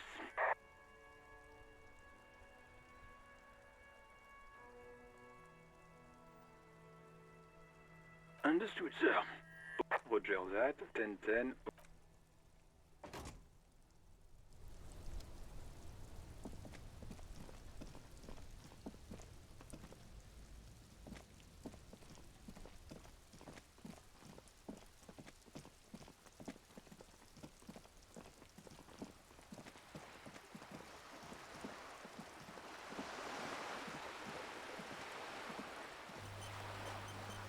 This coin-operated viewer is facing southwest. Its coin slot is full of fossilized bubblegum, rendering the machine permanently inaccessible. Probably some kids.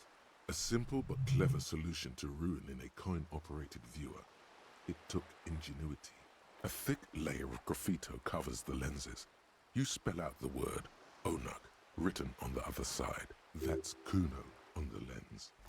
Under the graffito, a sea of blues and greys appear. Behind the water lies a coast studded with concrete and reeds. On it, a church on stilts, lanky weather-worn wooden planks, an X-shaped cross topping its tower. You know this to be the star of Pericanasis, or the Cairo, the central symbol of the Pericanassian church, a star, a great moral height to be strived towards. Around the large wooden building you see chunks of sea ice.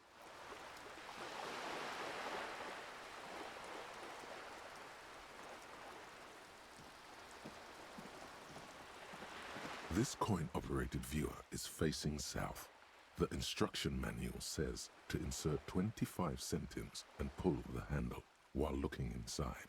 Then use the focus knob to zoom in if necessary. Why place a tourist attraction in the middle of such poverty? There was a revitalization project in 49. A design studio tried restoring Martinez to its pre-war glory. It didn't stick. They got as far as the street lamps and that statue on the intersection before something went sour. I suspect it was Evrard Skler's doing. He muscled them out. It's how it usually goes around here.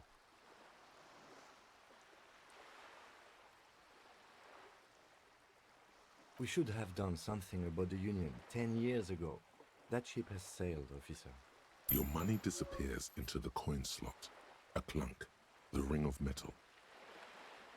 The curtains on the display open. You lean in to catch the view. It's blurry, different blues and greens. In the middle of the shimmer stands a drab grey shape, like a ghost.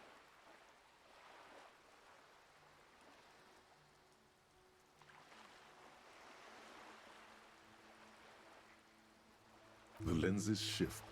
The ghost sharpens into an islet in the bay. In the ruins, a man-made structure is visible. A half-sunken sea fort. Its concrete almost reconquered by nature. It looks as if it was abandoned quite some time ago. Nothing but a rotten tooth remains of the anti-aircraft tower. A lonely birch tree grows out of it. Really?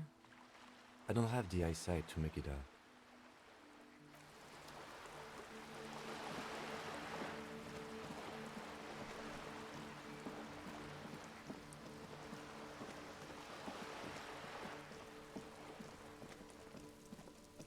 Just an ordinary wall.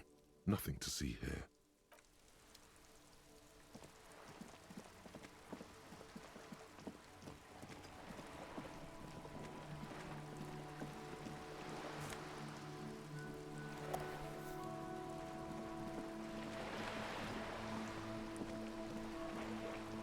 You're back. All around you, rain keeps falling down. On the wooden boards she's standing on, and on the water around you.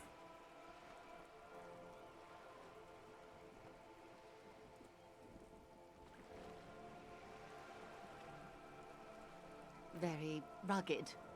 Good choice. Now, I suspect you had questions. Nothing like talking to pass a rainy day. Am I right? More lessons in basic reality? My favorite part of the day. Go ahead, ask me anything.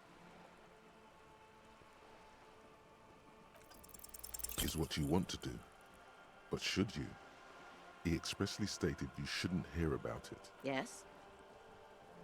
It's a neurological disorder caused by a lack of vitamin B in the brain. Symptoms include a retrograde amnesia. It's quite serious. You should get yourself checked out. Well, it's either bariatric surgery or long-term alcohol use. She nods slowly. What I am not is a basic term of reality. There may be a way to get her speaking about herself at some later juncture. A bird?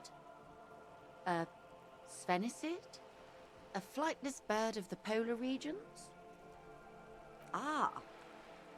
This is the pier of Rue de Saint-Ghislain, 33A, where the tenants have been kind enough to rent me a slot. Or two.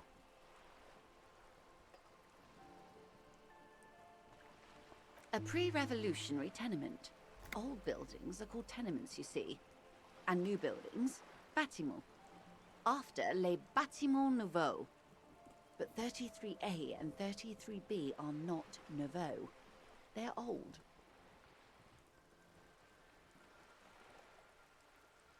This one used to be 8 to 10 stories tall. A real high-rise by the standards of the last century. Built to mirror the skyscrapers across the bay in the Delta. That was before the war, of course. Mostly the urban middle class, I believe. This was once primo real estate, before the cannons lopped 4 or 5 stories off. Splat, splat. You could be wrong, but from here it appears as if she's running the brush across her throat in a soaring motion. Wonderful.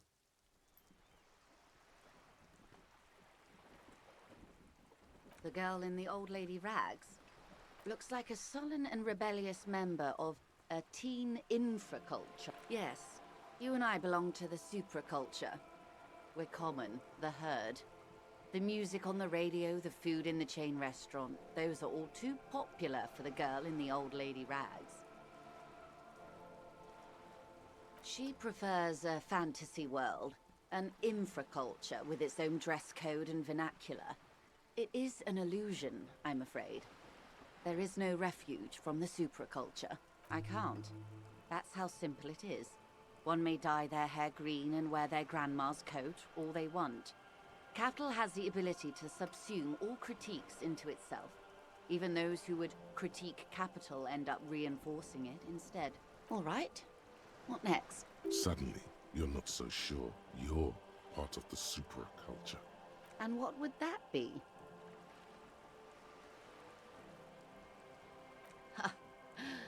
I can see that, yes. I dabbled in those dark arts myself, not so long ago. I assure you, it was a thoroughly supracultural phenomenon. All permeating. Downright mandatory. Nothing infra about disco, baby. Those days are long behind me. And even in the early 30s, I would say I was more of a new girl. Disco was a minor, but still enjoyable facet of the whole thing for me. The new. A cultural era. And the name of the decade it ravished, the 30s. It came out of post-revolutionary Revachol. It was ultra-liberal. It involved lots of partying, as you might imagine, and champagne-colored everything. By the looks of it, that would have been when you came of age. Now, of course, you're much more grounded. A serious detective on a case called Reality. Speaking of, is there anything else? Glad to have been of assistance.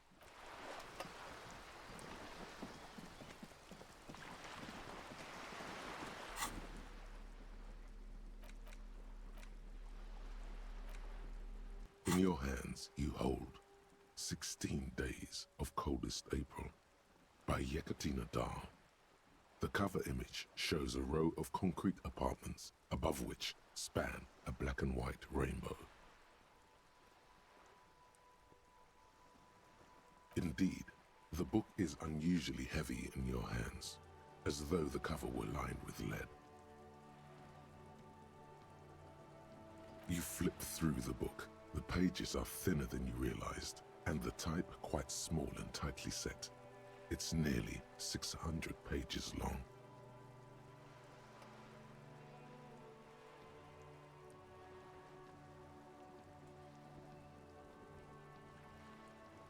Real art is dense and difficult. If it didn't feel like you had to wrestle a suicidal bear to get through it, you weren't really reading.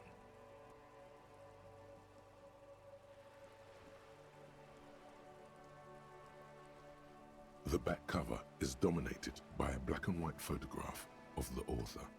She can't be much older than her mid-30s in this photograph, and yet, from this cover, the eyes of a sad old woman stare back at you.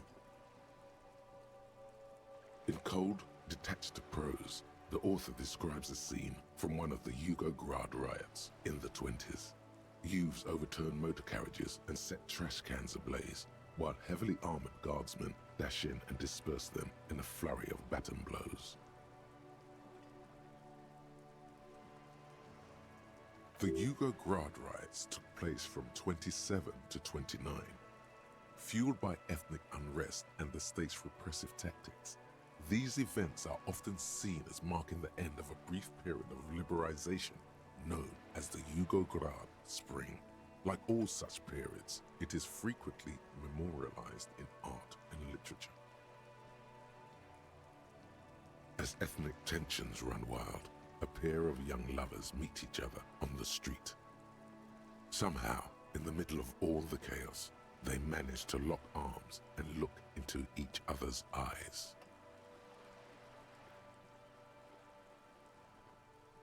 It would physically hurt you to keep reading. Are you sure? Fuck it. Do it. It can't be worse than what you've already felt. They go through a brief and somewhat awkward love affair, and in the end, they betray each other and succumb to the absurdity of Gradian life. The man becomes a lens grinder, completely abandoning his former existence. He toils through the daily drudgery at the Lenka Polyfabricate. Happiness and fulfillment have eluded him his whole life. And in the end, he has nothing to do but dedicate himself to the craft. She spends the next several decades standing at a conveyor in a Sosnovyj fish processing plant. The smell of fish guts slowly seeps into her hair and skin, as every single one of her dreams dies, one by one. The memory of their short time spent together tortures the former lovers ceaselessly until the end of their days. Years pass in solitude, their bodies growing ever more decrepit.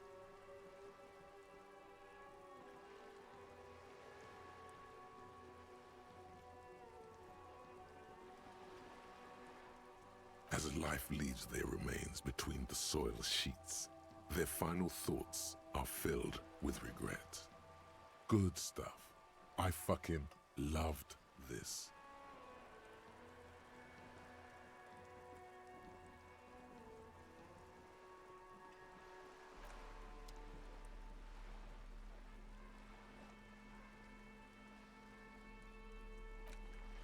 An intricate way it almost looks. The face of King Freecell smiles at you. For some reason, the smile now strikes you as more forced than it did before. Unsurprisingly, much of this section is taken up with articles declaring unqualified support for the dock workers' strike.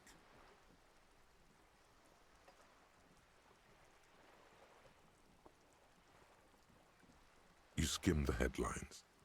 Paint the harbor red and white. Martinez tames the wild pines. A city in revolt.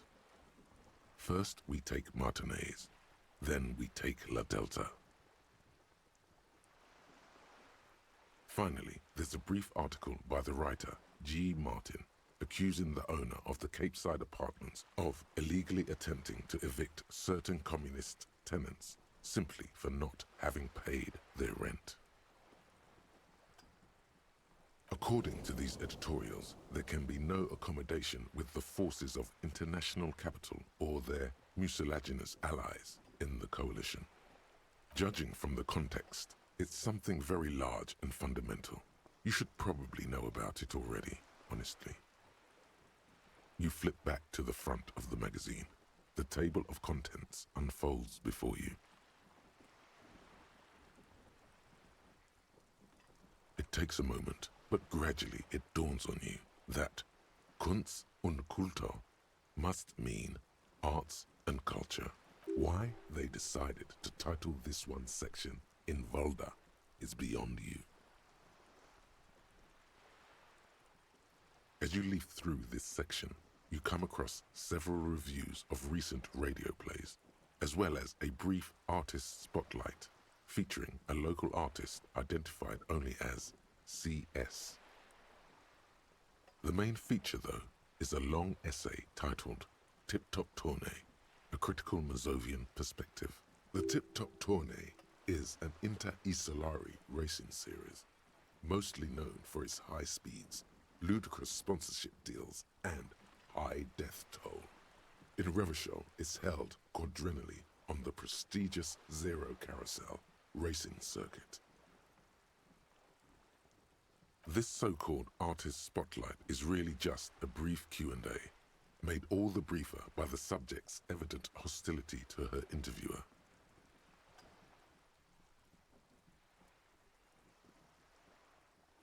You think you're settling in for a relaxing recap of the most recent season, maybe sprinkled with some nice anecdotes about a few of the more colorful drivers. Instead, you find yourself skimming a 10,000-word feature about all the politically problematic aspects of Tip Top Tournée. Where to even start? For one, there's the crass commercialism of its sponsorships, and then there's the practically criminal emphasis on deadly motor crashes. So, all of it, basically. Oddly enough, this article has two bylines, Nasteb Encolada Bernal and Exilus Buka.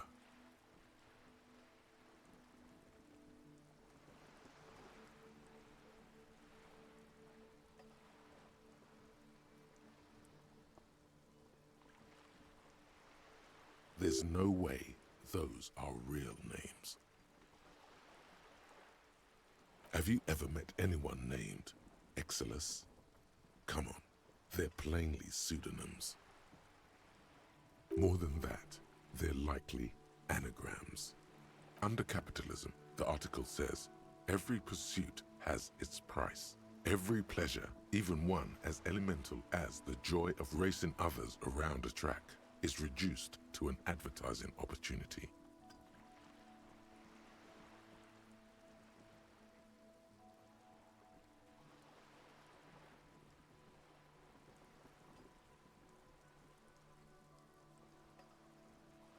Thus, the so-called tourney becomes a competition between increasingly meaningless brand signifiers. Your discount laundry detergent racing against a pack of Astra cigarettes, or even a frita. And that precisely is what's problematic about it. Were it not for the promise of random, spectacular violence, audiences would quickly lose interest.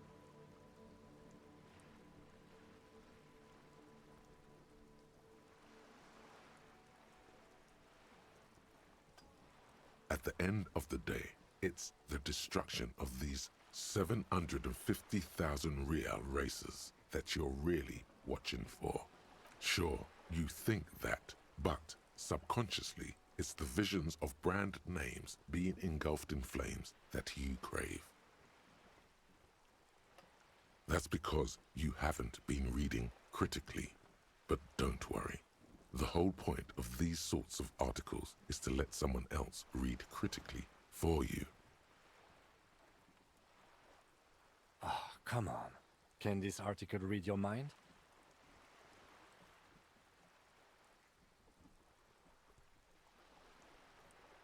A certain kind of young man reads 1 or 2 books and suddenly thinks he understands the secret structures of reality. If I had to wager, I'd say they've never even seen the inside of a motor, much less a motor race. I take whatever they write with a large grain of salt. You flip back to the front of the magazine. The table of contents unfolds before you.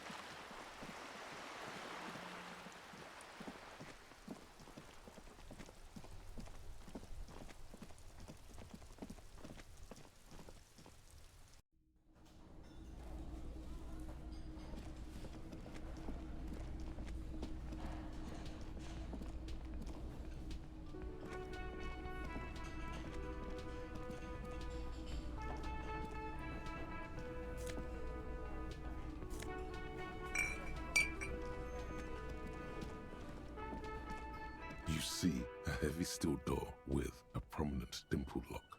It's painted blue. You do? It's a door in the back of the kitchen.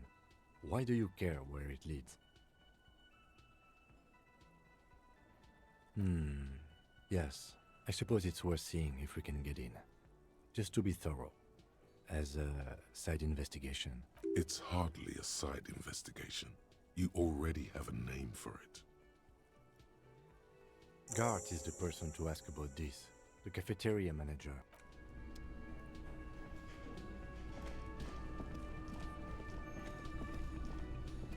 Can I help you? Another thing. Great. I love those. Yes, and the phone company is taking its sweet time sending someone to fix it. Losers. Who told you that? Fine, yeah. It looked like someone had messed with the wiring. It was shortly after the hanging, but I don't know if it's at all related. Plenty of assholes around here who aren't murderers. If you do find out who cut the line, though, let me know so I can forward them the repair bill.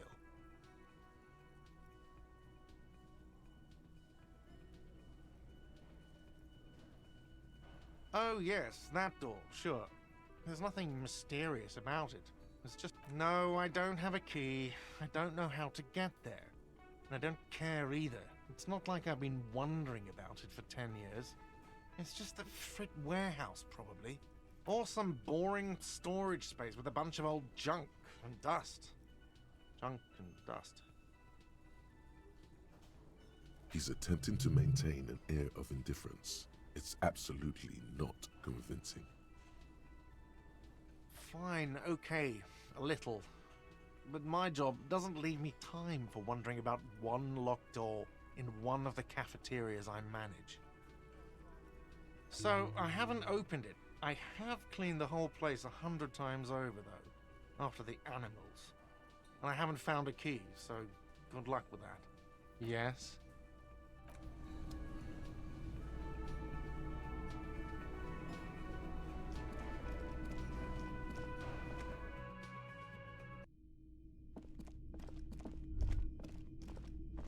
You should pick that fat, juicy cigarette butt from the tray, light it up, and smoke the living shit out of it.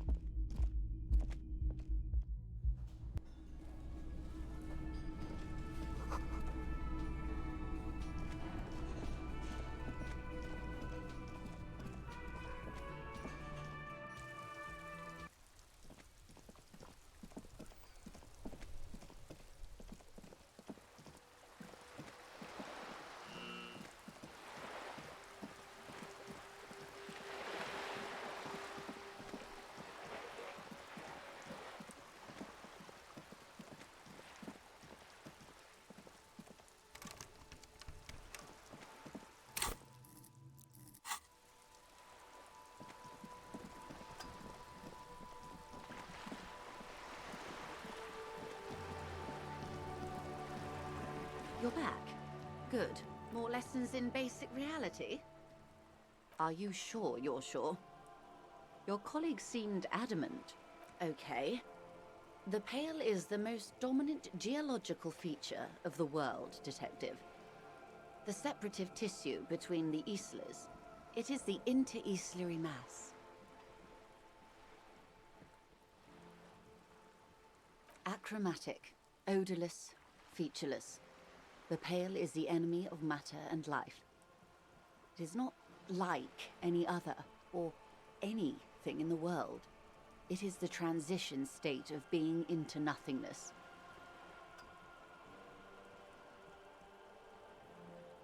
The negation of being.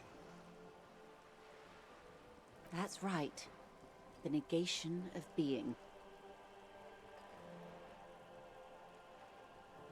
Oh, it is so difficult for us. A squall of birds. Hardware operating in the harbor. Firm. Self-evident. It is possible to force dimensions on the Pale. In modern times, we can even compress its latitude, bouncing radio waves from one end to the other, shortening the path. But it is still hard for humans to navigate the Pale without getting lost, or having our minds damaged. Extensively. Some say the damage stems from extreme sensory deprivation. Others argue that Pale somehow consists of past information that's degrading, that it's rarefied past, not rarefied matter. They call it the blend over of the self. The Pale does not only suspend the laws of physics, but also the laws of psychology, maybe history even. The human mind becomes over-radiated by past. Who says and who argues?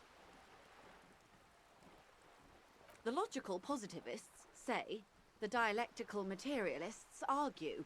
It feels terrible. Absolutely terrible. International standards strictly limit civilian travelers to 6 days of Pale exposure per year. It's more for her. Way more.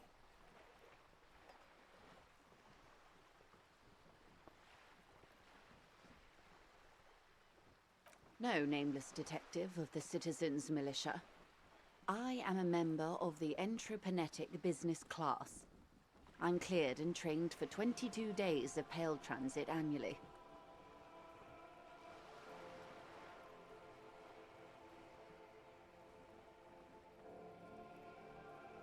Someone else you've met may have been exposed as well.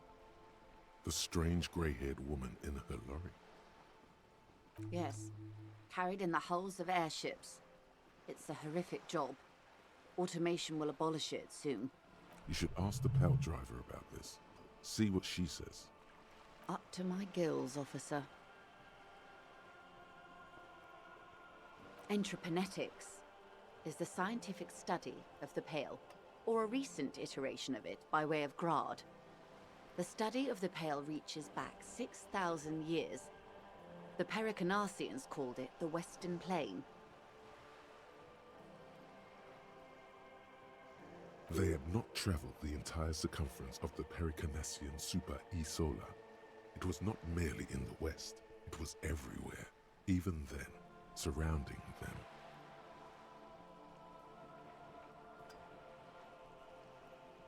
There are signs of pre-modern crossings. Successful navigation of the Pale relies not just on technical know-how, but intensive psychological preparation. Some of these tactics have been known for thousands of years. Nothing. We remain powerless before the Pale. The only real advance in Pale transit is the speed with which an aerostatic craft can pierce it. Less exposure leads to less effects later. Hybrid airships, Detective. Conventional rotors or jet engines no longer add velocity after the point of reference for motion is suspended, once you've crossed from near Pale to far Pale. In essence, we throw them in and they come out the other end, if we throw them precisely. Then they don't. Gone, like a skipping stone beneath the surface. The Pale outweighs reality 2 to 1. There is more Pale than there is matter, and the ratio is slipping. What do you think, Detective? Precisely. One of the few measurable effects of the Pale is that it is expanding at an unknown rate.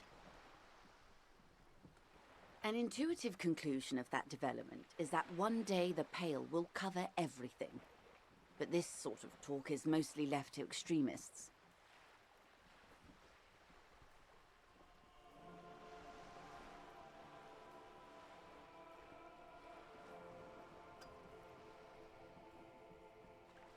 Most people, and indeed most private and government sector organizations, entire civilizations and religions even, find handy ways to ignore or downplay that knowledge.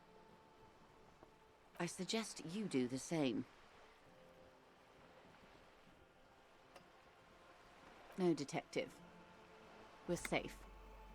It begins there, 6,000 kilometers to the north, and even more to the south, east, and west.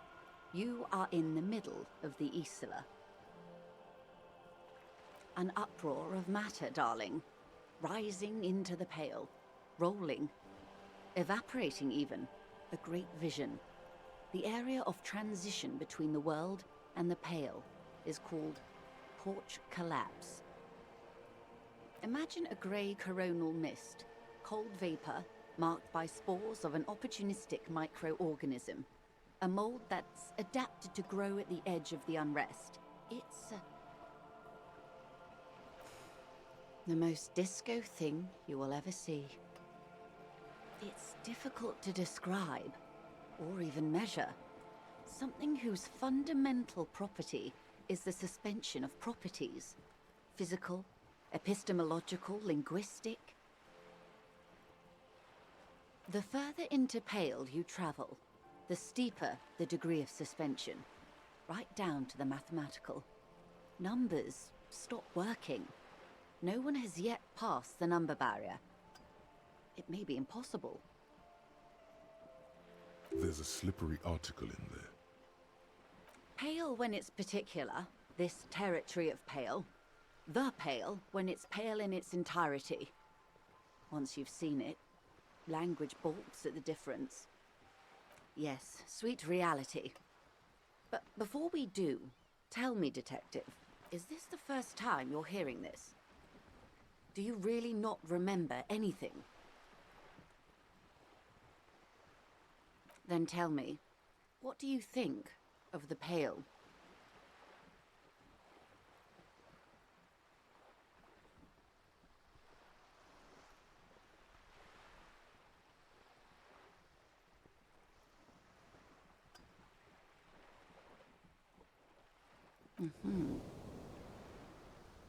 You really didn't know. This does not spell good for the investigation, Detective. If you don't know even this, then... I hope so. I truly do. If I may suggest, hold on to your colleague, Kitsuragi. I ran a check on him and he is very competent. In the meanwhile, you have me. I will assist you in any way I can, even if we have to do it one basic term at a time. Glad to have been of assistance.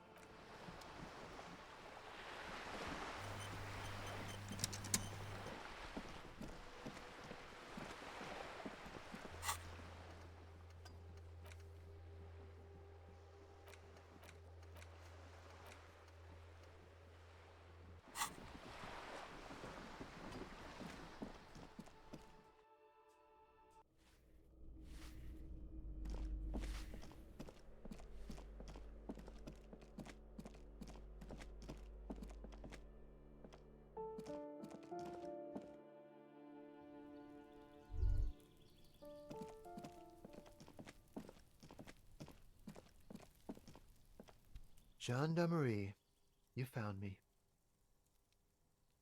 His slender figure is backlit by city lights, its distant streets and motorways flashing like diamonds. And his shirt is still unbuttoned. Beautiful. So tell me, are you here to make things right again? Beautiful. I have some good news for you. My Sunday friend is visiting me tonight. I told him about you and he'd like to say hello. Step in. He's already waiting.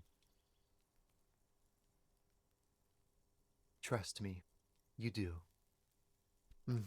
That's why I chose this place. Martinez is special, isn't it? That's nice, but I don't have anything to tell you. It's my friend you're looking for, not me. He takes another drag of his unfiltered cigarette and looks around. It's getting dark and the neighboring windows have lit up, one by one. Downstairs, a cat crosses the yard, disappearing into the bush. Besides, I've got to run. Something tells you you're never going to talk to an individual this cool or mysterious ever again. To the city. It's a beautiful night. A man on high heels stumbles out of a basement club, music blasting over the entire district. It's chilly, and as the chemicals hit his nervous system, 1,000 shivers ripple through his body. We'll talk. Just not tonight. Take care, all right?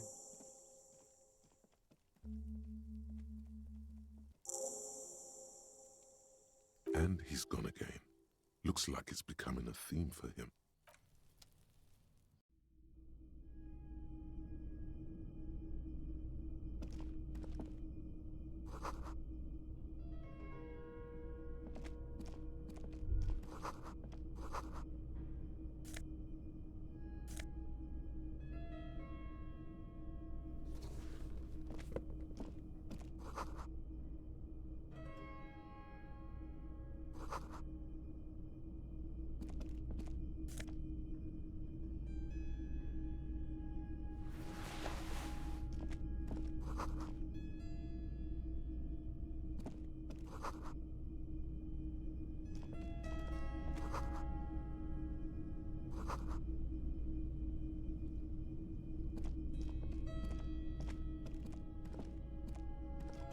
Officers of the Revachol Citizens Militia. His hands are clean and well manicured. This is a man who knows the importance of appearances. My name is Charles Vildrouin, and I am an official with the coalition government. I work for the Institute of Price Stabilité on assignment from Sur la Clé. I heard you talking to my friend outside. Very good. Super. I am here to assist you in any way possible. Hanging? What a drag. He seems like a cultured gentleman. You should ask him about the finer things.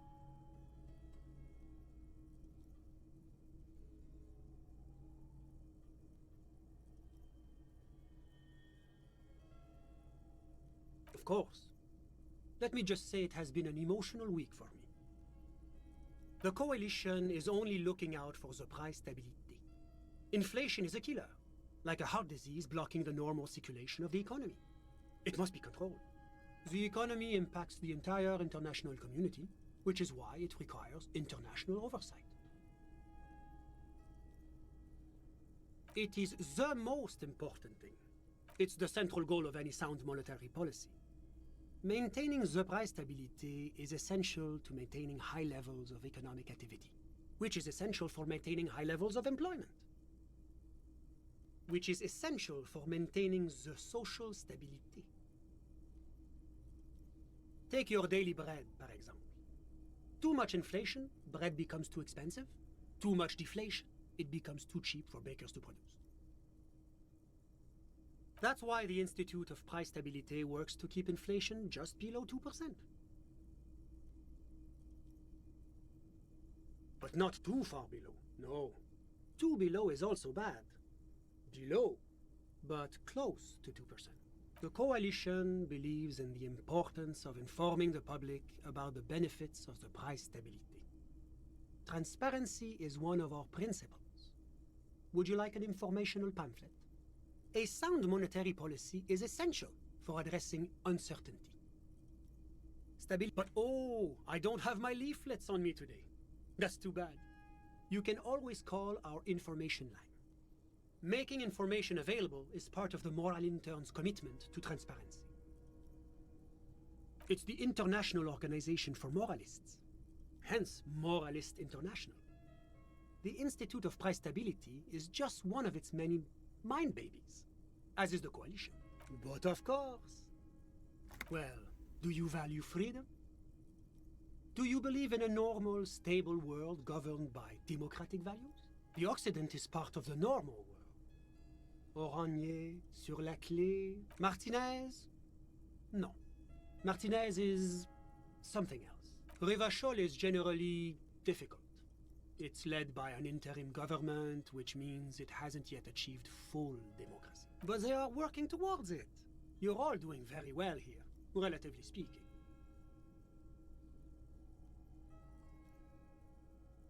Is this option D usually the most reasonable answer?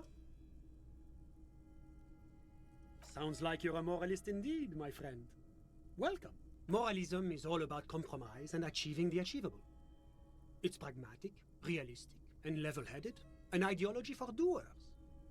Are you a doer, my friend? It looks to me like you are. Now, enough of this delightful political interlude. Was there anything else you wanted to ask? Whatever you wish, officer. Ah, my friend. My friend is a good young man. His family immigrated here from Kedra, and life has not been easy for him. But he understands the importance of education. He has taken his future into his own hands, and that's all that matters. I'm all ears, officer. I'm sorry to say I did, officer. Officer, it's very difficult to describe what I saw that night. It was so surreal to me, like in a play.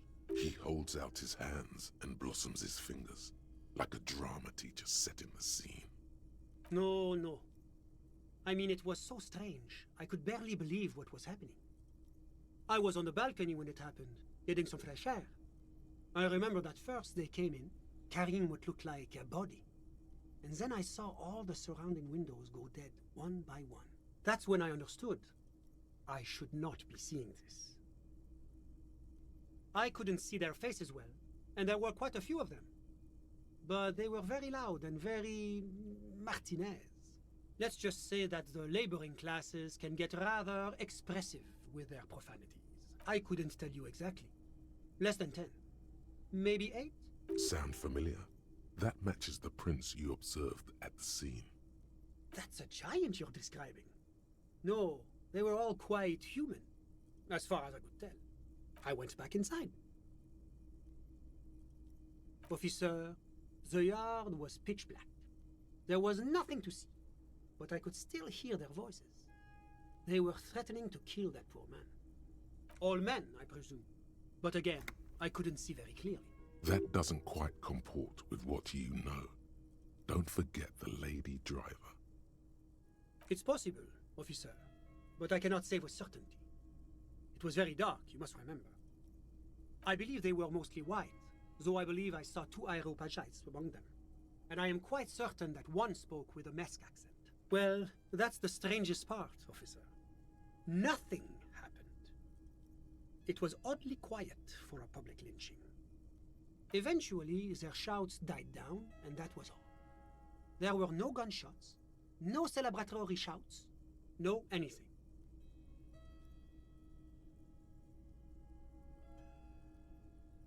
I'm afraid I don't have anything else to add.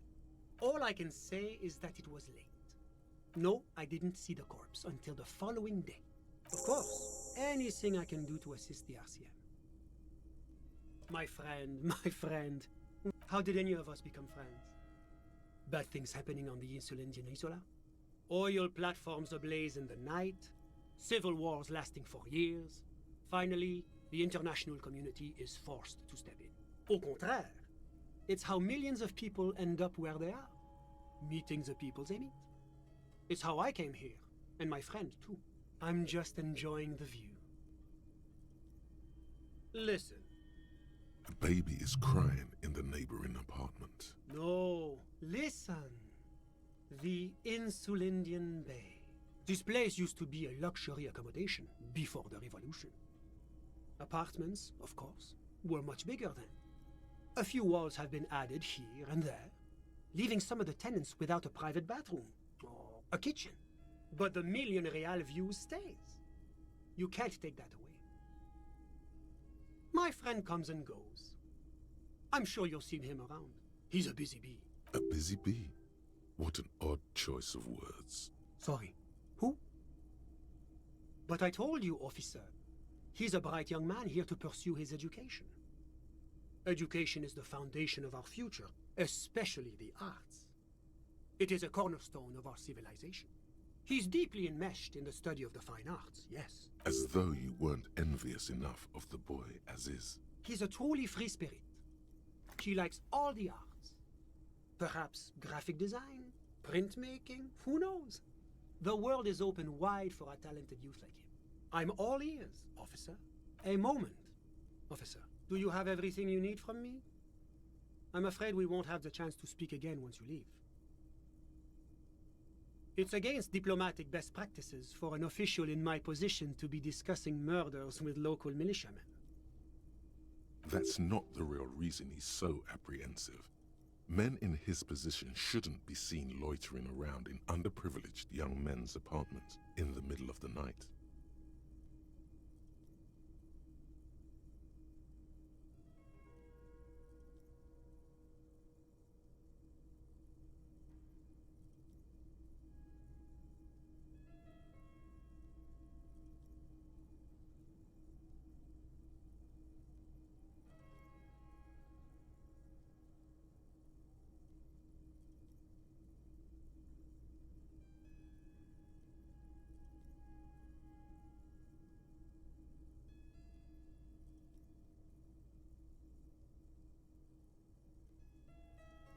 Of course.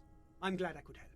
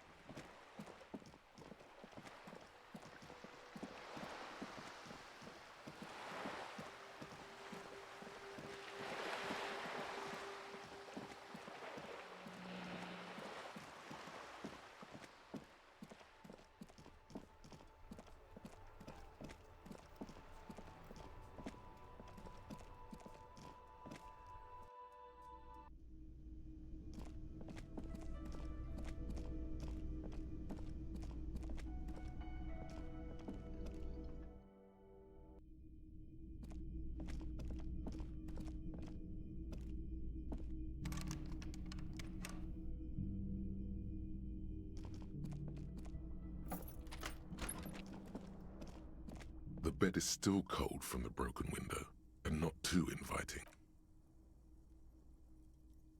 The bed is still cold from the wind blowing in from the broken window.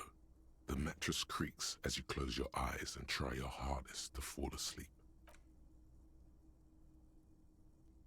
Here we are again, my broken bud. The waves are coming, carrying you away. But you can't go. No, you have to stay.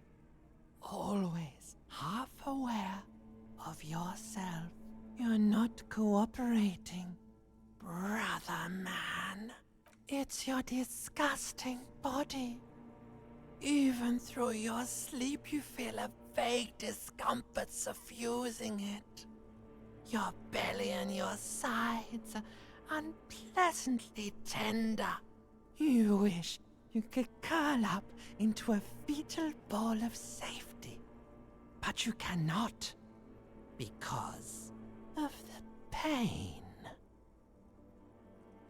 And there's a lot of it, ever present in your organs. It's like every one of them has their own nasty song to sing. That pain in your right side is your enlarged liver, by the way. As for your kidneys, you've really been compounding the damage lately. But this suffering, it must have some kind of meaning. A story that will come out of it. Perhaps even a story that you will write yourself. Oh yeah, baby. Frame your suffering as a masterpiece. Only one problem. No one's watching. It's boring, buddy. Boring as death. You're just stuck here, in the half-world. Could try looking at other people. Really looking. But why would you want to start doing that?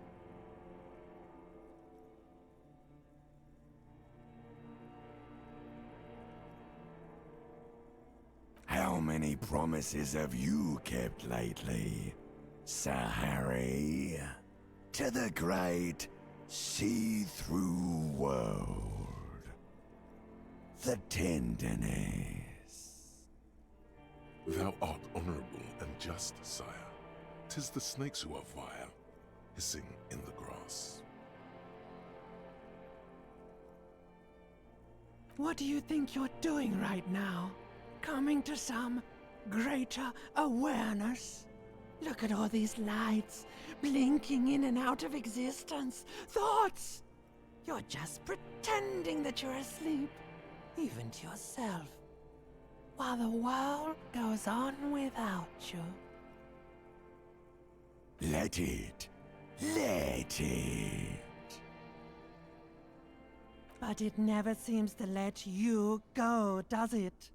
Time to rise and wipe that shining sweat off as best you can.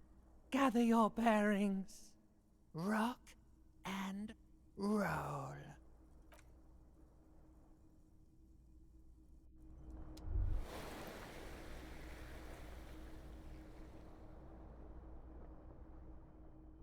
Why does art inspire you so much? Excellent question. Art is a diverse range of visual, literary, auditory, and performative creativity. It's an expression of imagination and technical skill. Additionally, it's history, criticism, and pure enjoyment. In short, art is the highest form of human communication, representation, narrative, emotion, and agency intertwined. Have you looked in the mirror lately? You have the exact features of a savage art critic, with that beard and those clothes, disheveled and prophetic. Perhaps you should try to critique architecture too. Yes, you seek substance. No vapid representations and reproductions of social mores as made manifest in stuffy biennials. We're talking real, living art here. Become the art cop. Half art critic, half cop. Quit being so indecisive. What are you going for here? Some kind of indecisive and camp aesthetic now? Strike a bold shape here. Go art or go home.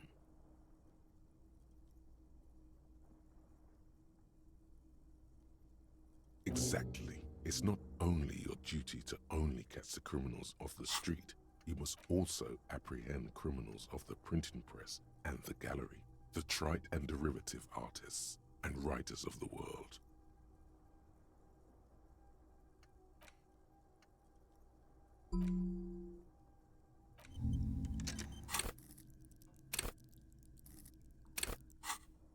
Go ahead and provide savage criticisms, art cop. The world is yours to rip to pieces and reassemble.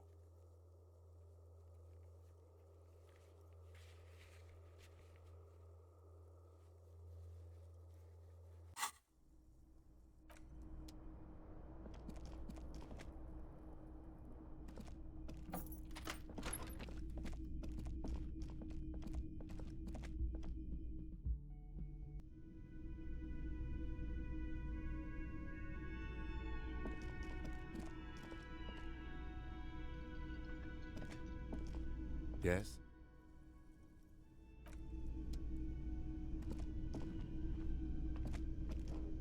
The woman in an RCM patrol officer's uniform winces as she notices you. I would really prefer not to talk to you right now. A patrol officer is the lowest rank in the RCM, below lieutenant and sergeant.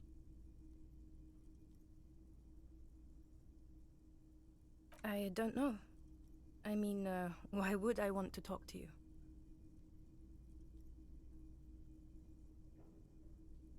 By the... Okay, fine. Let's talk. What did you want? What does one talk about with a fellow officer? What precinct? Fucking deranged lunatic. You're getting an intellectually unsatisfying vibe from this conversation. Maybe you're doing something wrong. I don't know what to say. Don't say anything, Judith.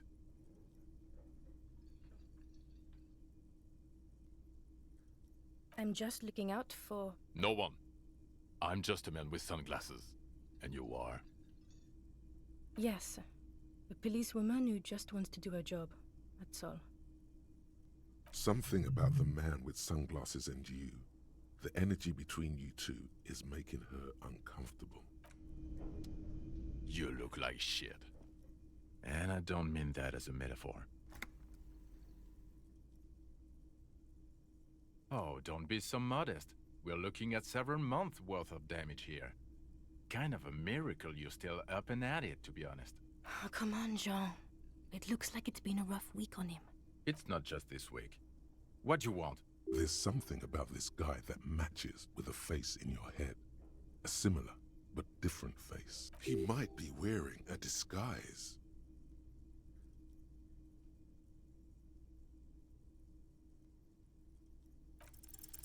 There's something that binds you to him. Some kind of an outfit, maybe. A uniform. The police of animals, yes. Of course, you don't have to. You can talk about anything you want. Yes, it's a hobby of mine. As if waiting for some kind of reaction or response. Something to click. It's not happening, though. Who is this guy? I'm not getting involved in this. About what? You don't look like a cop. You know what you look like? Exactly. No. 'Cause it's not my job. Why don't you go and fucking do yours and solve this damn hanging?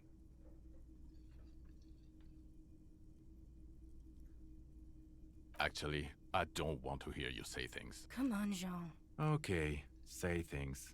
I want to hear you say things. Hear that? He wants you to say things.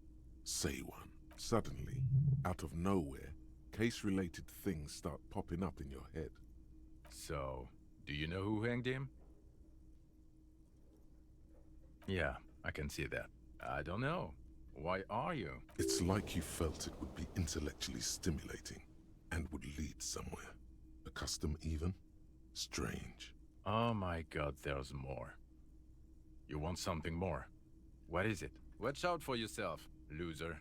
That voice, so very familiar. Did you hear it when calling to your station and reporting your badge missing? Oh, really? I wonder where. That's the where you remember me from? Okay, then. It's probably a coincidence. People sound alike. Goodbye. Again? I can't believe this shit.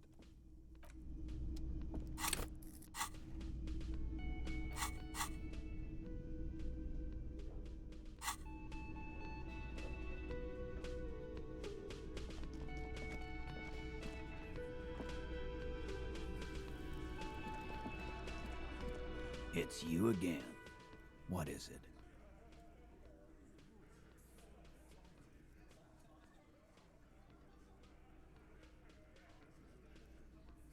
A witness? You ain't got shit. The locals would never come to you with this. That's just cop tactics, Titus. Next, he's gonna tell you one of us already rolled on the others, and is in witness protection. Well, let's hear it then. Who is your mystery fella? He's not alarmed by the sudden appearance of a witness, but he is surprised. This goes without saying, but nonetheless, don't give out his name. Yeah, right. Like we wouldn't know if an MI plant was in our town. Nice try, right? MI is short for moral inter. I've seen this shit a million times, Titus. Fly fishing. They are desperate. Tell us, Copper, what wacky claims did he make? It's you assholes that feel the need to go around like a fucking brass band. The Hardy Boys are dead silent. Yeah, it's like they put cowbells on you before they send you to the streets. What's with the cowbells, policeman? They're avoiding having to answer this question. We were drinking, weren't we, guys? I hit the bottle hard. I was drunk as fuck. Right, I'm convinced, Glenn. Nothing off here. Just a regular hanging. Arab guy? Boss, I think he's trying to save me and Theo. Well, yeah. What is confusing you? Eugene, Theo, and Elaine were there too. I already told you. We were all there. Those flaccid MI cocks with their culture language. Everything's a surreal play or sublime whatever. Doesn't mean anything. It means the whole scene was long and drawn out, like it was from a film. What is this fella's problem? Sorry we didn't make it more action-packed. It wasn't the first thing on our minds, you see? Shanky. It's Shanky, right? I thought there's something wrong about the lynching story. Now I know there was. You don't know shit. I know you are lying, Shanky. Some witness. I pulled the same shit.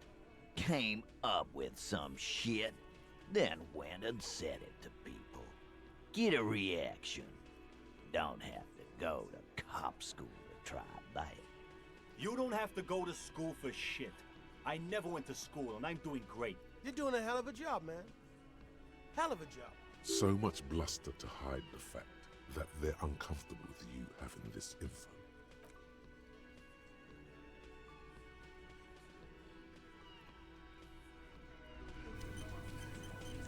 It's you again. What is it?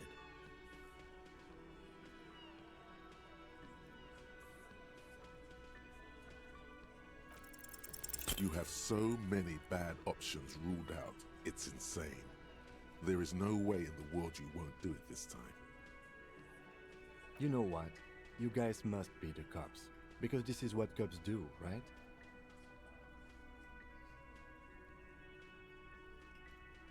Live in a bar, sit on their fat asses like they own the place, while the neighborhood goes to shit.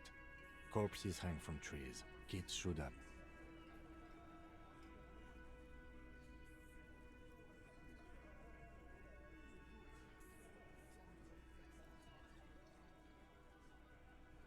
Hey, we don't have to fucking take this shit. Glenn. Everyone shut up!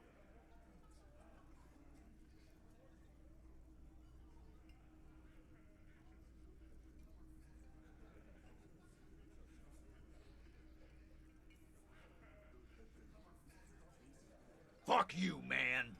You didn't see the place before we got here. Fucking graffito everywhere.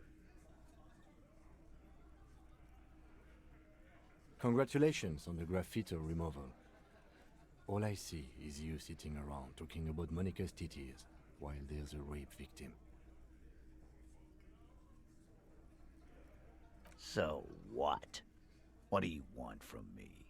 We took care of that fuck. Don't let him drink that. One more push. Quick.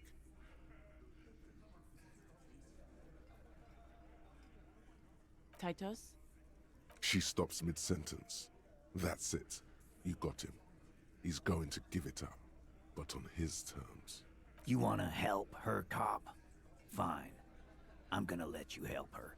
But you treat her with respect. If you don't, if you question her, harass her, a freight train of pain, buddy. What is her name? Glacia. I'm on due. She's staying here at the Whirling in Rags. A real pretty one. Silvery jumpsuit. Blonde. That's I'm on due. With an O-U. Shit.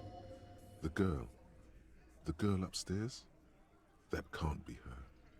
She knows you drank so hard you forgot you were a cop. Sure. Why not? You've probably seen her around. You inexplicably add cool after the victim's name, with your eyes bulging like some wild beast. Your fingers are fidgeting and sweat starts forming on your brow as Titus looks at you oddly. I don't understand what's so cool here. Nothing. We just have a few more questions. Then we'll be on our way. Calm. Normal. Try to forget this little hiccup. Relationship? There was no fucking relationship. He raped her. That's their relationship. Was like that karaoke incident all over again. Or like some of the other girls he was harassing. Okay, enough. All of this is irrelevant to your stated investigation. He did it before we killed him. He's not gonna do it again. So what does it matter? It would help if we establish a timeline. All right. 2 weeks, maybe? I don't know. I need another beer. Here you go, boss.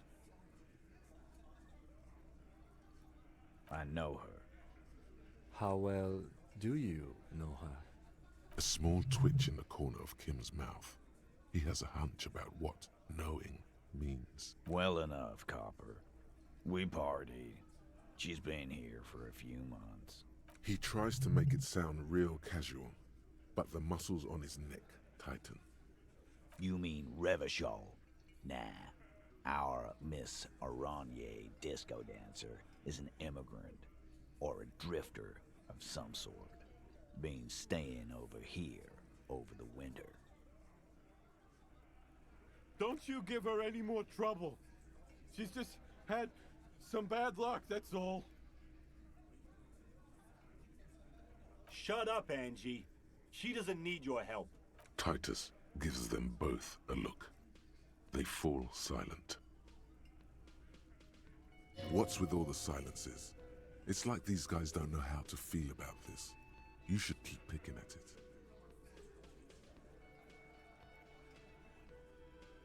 And what was up with the partying she and Titus did? It sounded fun. What do you think I meant?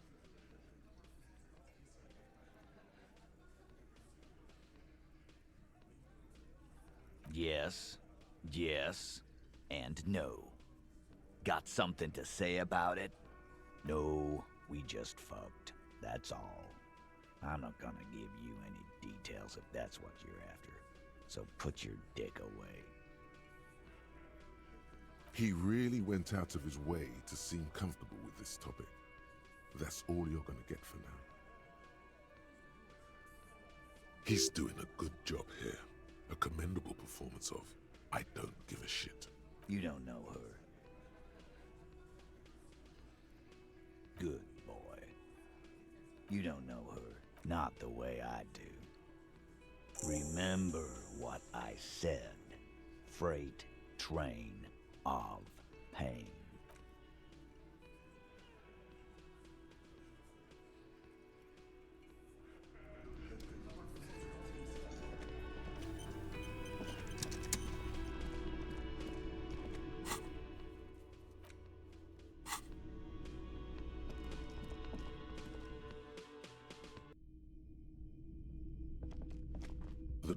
is closed.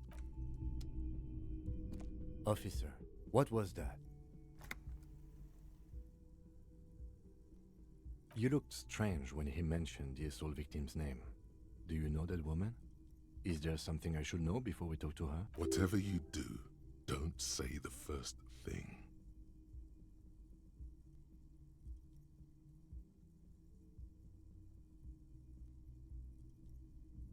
So she overheard you, or did you party together? Anything else? Okay, that's manageable. Understood. You were not in good shape on Monday.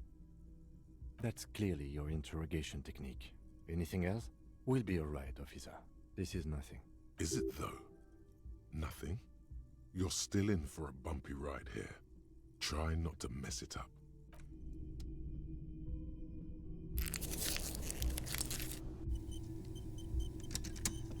The door is closed. Who is it? Tired. Controlled. This is the police. Can we come in? Come on up. The door is open. I'm drying my hair. Sounds like it's coming from upstairs somewhere. You could snoop around before going up.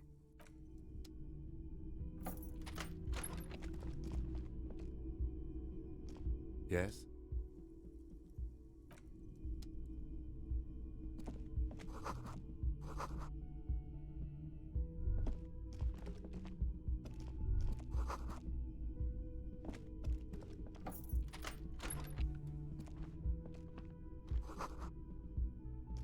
This medicine cabinet is full of wares.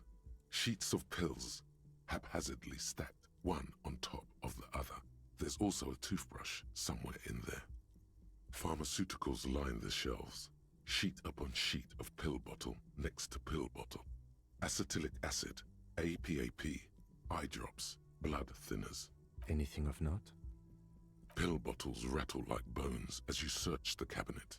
Paracetamol, histoperidol, something in a foreign language you can't read. Behind them, an unusually shaped nasal spray. Its label reads, Nacra. Nacra? This is used to treat opioid overdoses. Always handy to have around. Interesting. That's used for diamorphine overdoses. You could say he's on the lookout. Among some foreign, probably Messinian or Gotwaldian, marked red blister packs you find. What do you find? This is going to a bright orange bottle with Peptide stamped on it, in sunny, happy letters. Jackpot, baby. That's the stuff you're looking for. Your palms begin to sweat just holding that little plastic container. Peptide, a euphemism for pharmaceutical amphetamine. Prescription speed. The fuck are you waiting for? Let's get super fucking preppy.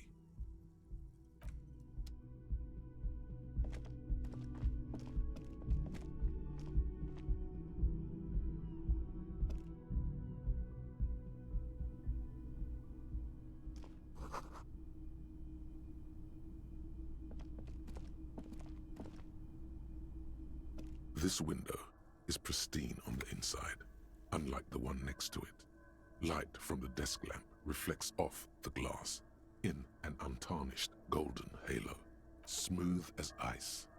There are spots of mud and rain on the outside, even smudges. But the surface of the window is clear from the inside. No chips, no hairline fractures. Following your lead, the lieutenant leans in closer to inspect the surface. Looks like it, yes.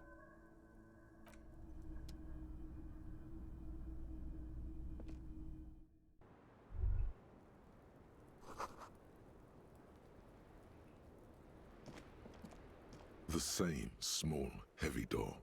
No lock in sight. I don't know. It is not the first closed door we found in this building. There is also your mysterious blue kitchen door. I don't know. The further we get, the more this building seems to be tied to the case. Below, the hostel cafeteria creaks and groans under your added weight. A skeleton of composite support beams and cantilevers. A dull thump. Somewhere inside, a wind brace rattles from the imperceptible motion of the building. The vigilantes, the cadaver, and a number of people connected to the case are in or around this building. This door is part of it. It's not unimportant. It's barred from the inside. You hear the bar rattle in the brackets. Sounds like it's heavy, too. Very sturdy. Must be something valuable inside to go through the trouble of protecting it. The door is very sturdy indeed.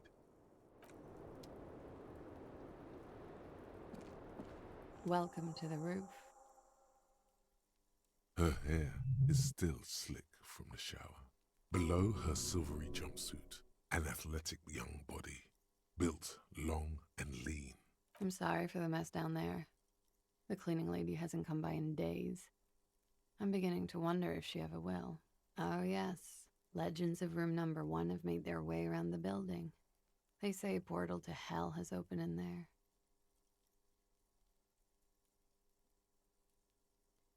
They also say that's why the cleaning lady quit. Because of the infernum. I'm Kim Kitsuragi. I'm a detective from Precinct 57. I believe you have already met my colleague from Precinct 41. Have I ever?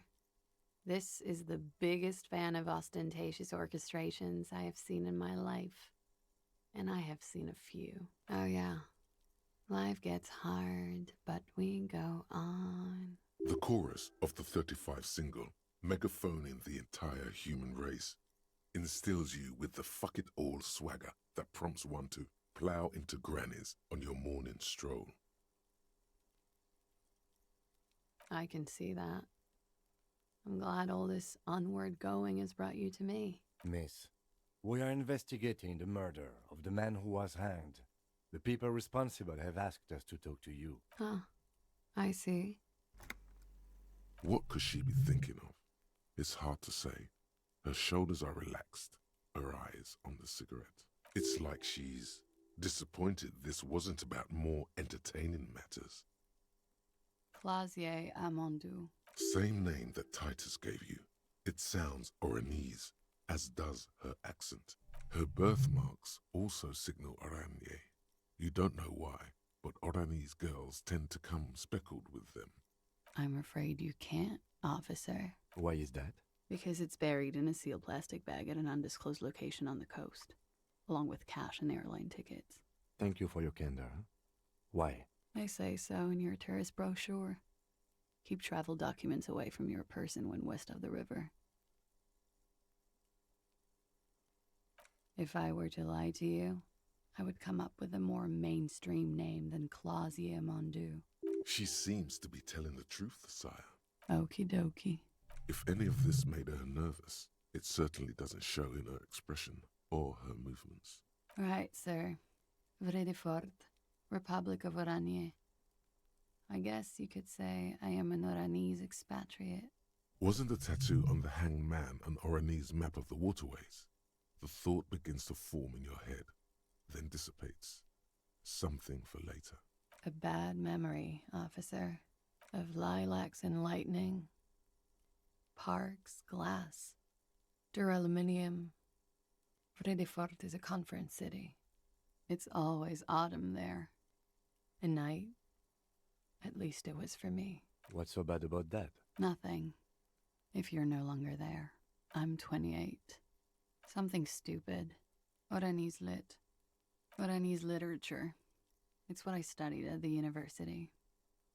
Fear of failure, fear of death, how it sucks to be Oranese.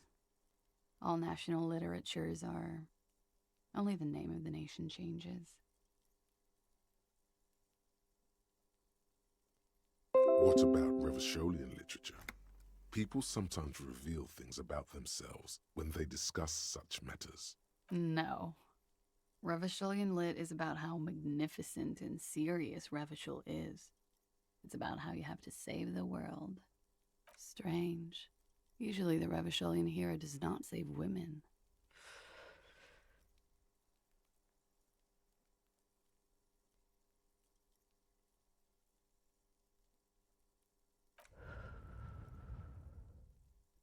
It's a frivolous pursuit.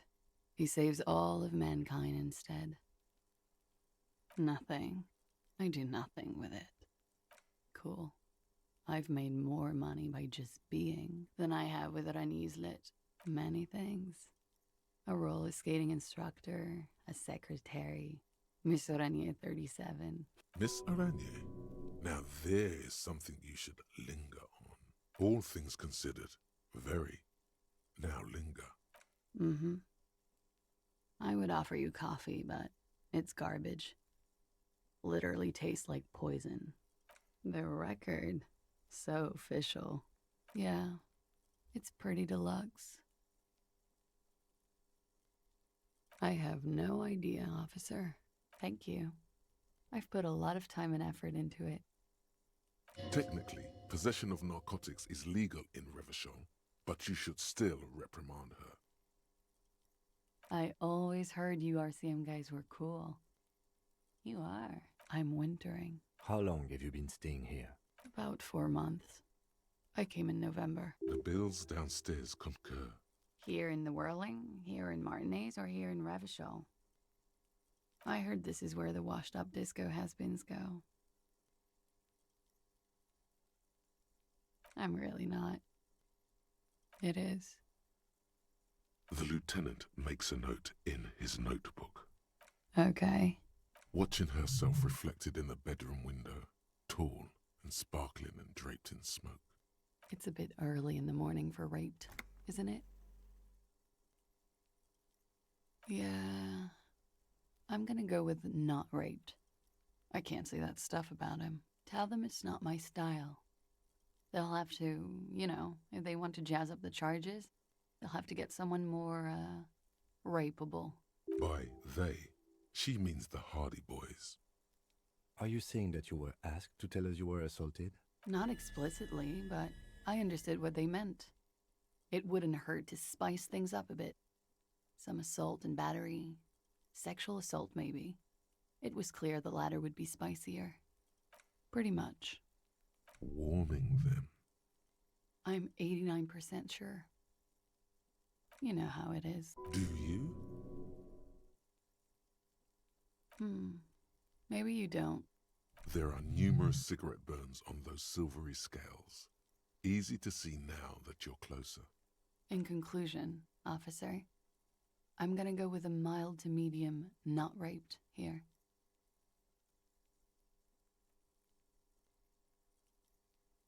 I'm sorry, miss, but we need a definite statement. Let me make this 100% clear then, officers. I was not sexually assaulted. Would I be this flippant if I had been?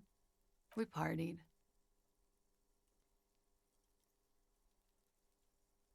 A lot of partying going on. From Titus. About her and Titus's relationship. That's where you heard it. We drank, sir.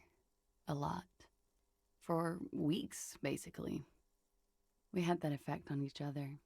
We made each other drink harder. That's why I liked him.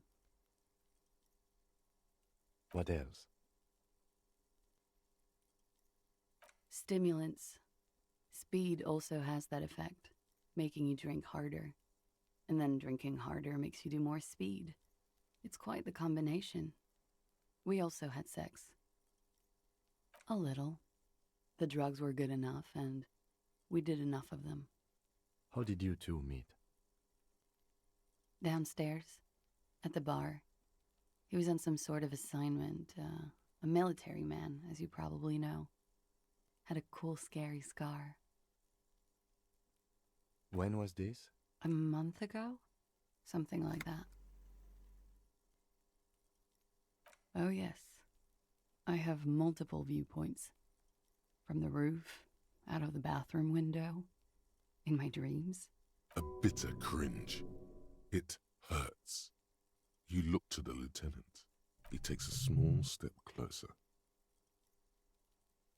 You called us, the RCM. Yes.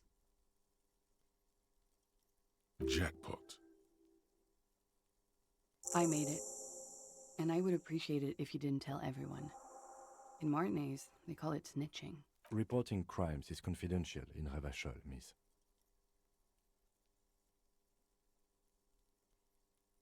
because I couldn't handle it anymore.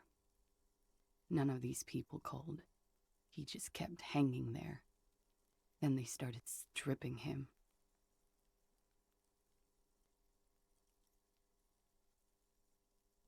I didn't exactly disguise it. I just muffled the mic and nicked the landline a little.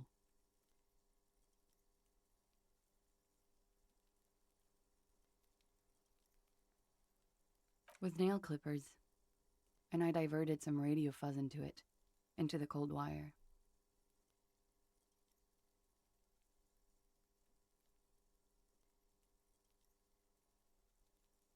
So, she's God's mystery foam cutter.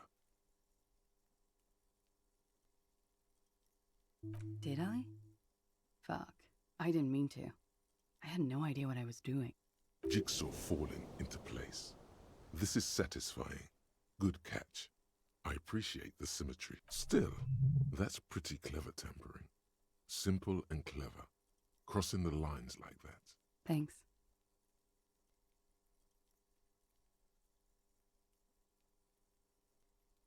She looks a bit like a little girl who's just been complimented on her bike repair skills. I don't know, sir. It was stupid. I was drunk, too. I was probably afraid the Union was listening in. Locals say they have ears in the wires. Thank you for making the call, miss. It was the right thing to do. I didn't want to, sir. But if I hadn't, he'd still be hanging there.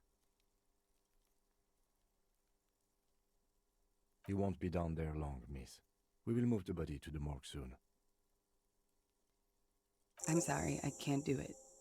Not right now. Later, maybe. I keep seeing him. Like he is now. I can't talk about his... I don't know... hair. I know it's difficult, miss. We can return to it later. They're frequent guests. Downstairs. They have a booth for Union members. They're probably down there now. Over drinks. It's been a long, boring winter. A little, yeah. Like you partied with the deceased? No, not as hard. I'm sorry to have to ask this, but have you had a physical relationship with any of the Hardy Boys? I have. Which ones, sir? I don't remember precisely. Titus, obviously. But as I said, it's been a long winter. He had something to do with the strike. One has been roiling since I got here. Rotten timing. But you probably know all about it. And his role in this strike was what?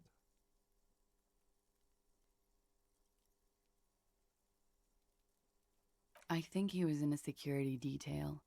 He was ex-military, worked for Wild Pines, and against the Union. We didn't discuss work much, if you know what I mean. But I understood it was dangerous.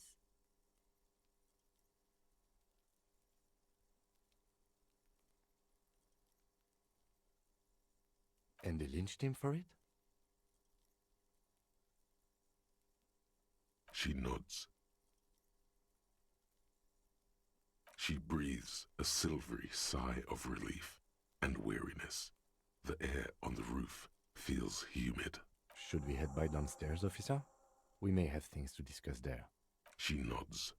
Silvery cigarette fumes disappear into her mouth. Not my favorite topic, but okay.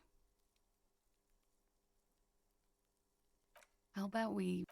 Yeah? All right.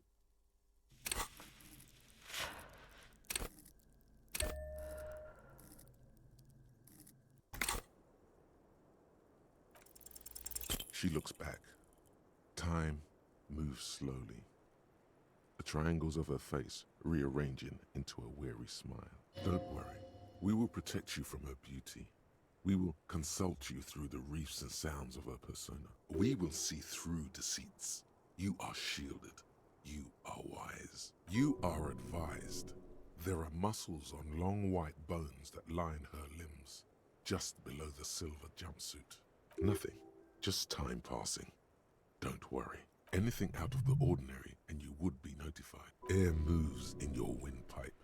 Your heart beats. You're a detective. Get back to detecting.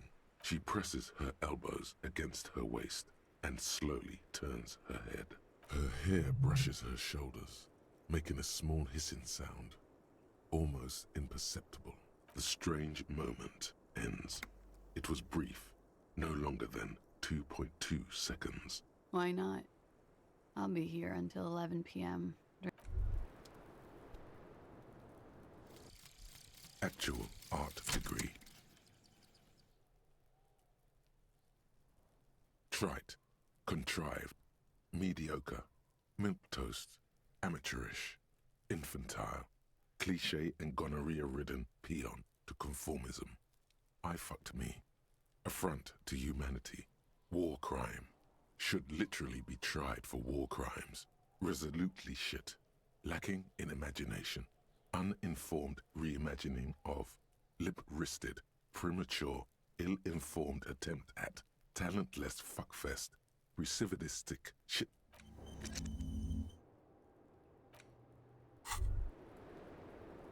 As you turn, a bright light catches your eye, making you squint. From a distant sunset, a stage light, flash photography, nowhere in particular. It's just what superstar law officers do. They squint at lights, and they solve shit. What are you, deaf? They're perfect, like rock star politician and drug addict teacher. Embrace the superstardom you've worked so hard to establish. Yeah, a cool, trash superstar. Big dick cop down on his luck. Salam Rocky by here. Badass on the edge disco cop. Time to recede into a ludicrous fantasy world. Here we go. Camera. Lights.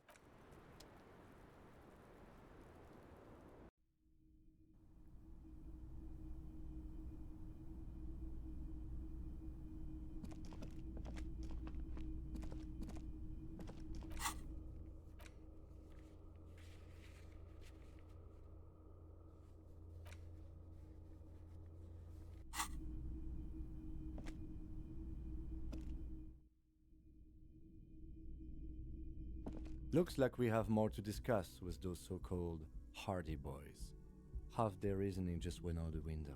Nothing will make them respect the RCM, but it will disrupt the game they prepared for us. We just stripped off one layer of whatever it is. Her decision to not corroborate their story was definitely not part of the plan. What else could she have done? Lie? She saw there was no way to lie and get away with it. If not you, then me. It was a smart move from her. You think so? She seemed forthcoming. Unusually so. Being forthcoming about some things is a good way to obscure other things. The best liars are always forthcoming. Anyway, we should move. I suspect our investigation will bring us back here soon enough.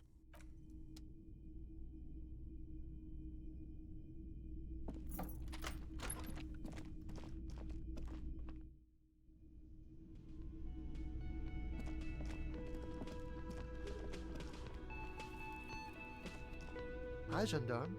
Another rendezvous. Hello, hello. So what brings you here? Could he be a member of the homosexual underground? This sexual thing seems interesting. Ask around. Become involved. Just pointing it out.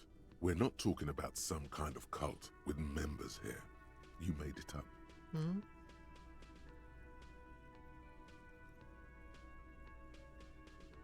Oh yes, let's see. He knocked on my door a few days after the lynching.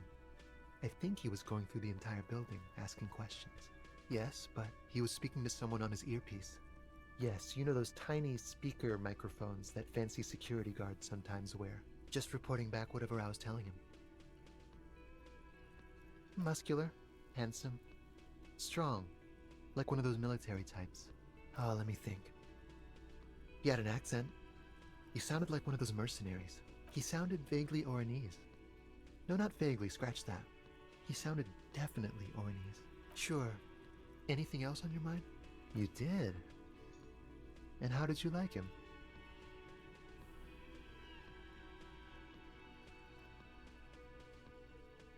Ah, shoot. Why not? Friends, I told you. Sunday friends. Friends who like to get together from time to time. That he won't be there when times get tough, I guess. It is. On Sundays. He has keys. And he likes the view. To the sea, I mean. A visitor from the first world. He's not like you and me, gendarme. He can always return to his opportunities in Occident, sur la clé. Still, his coming and going brings some life to the village. Or is it just money? I don't know. What about admiring the atmosphere? What about you, officer?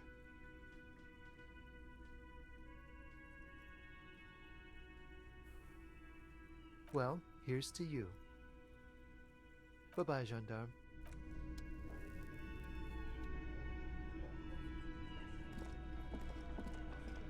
It's you again. What is it?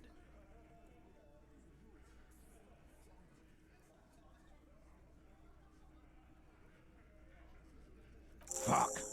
I knew that fucking whore couldn't be trusted. For the record, Titus Hardy did not explicitly specify the victim as a whore, nor did he say anything about trusting her. Oh, shut up and stay out of this, Liz. He raped her.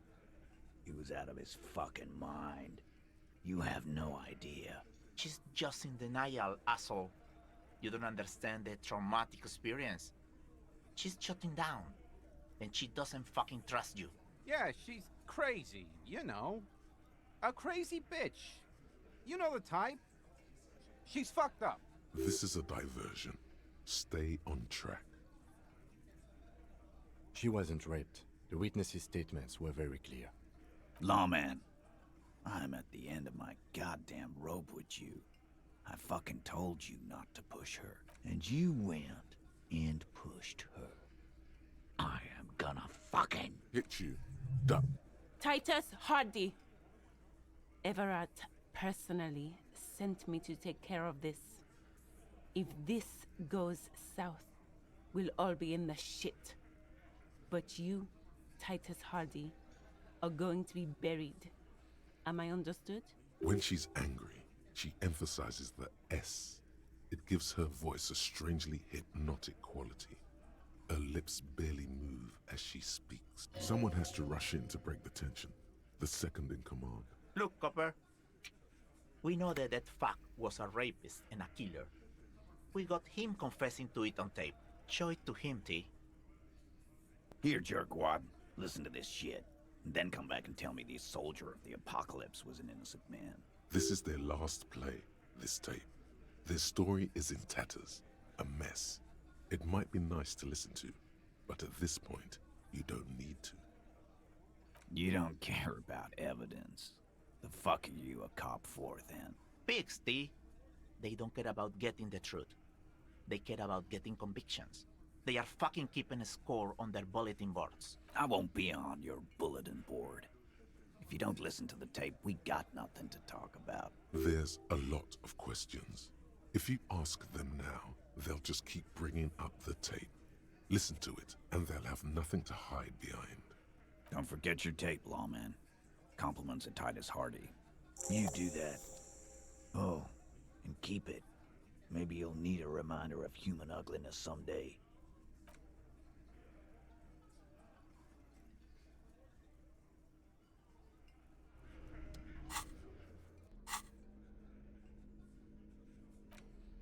The porter reel is just what you needed.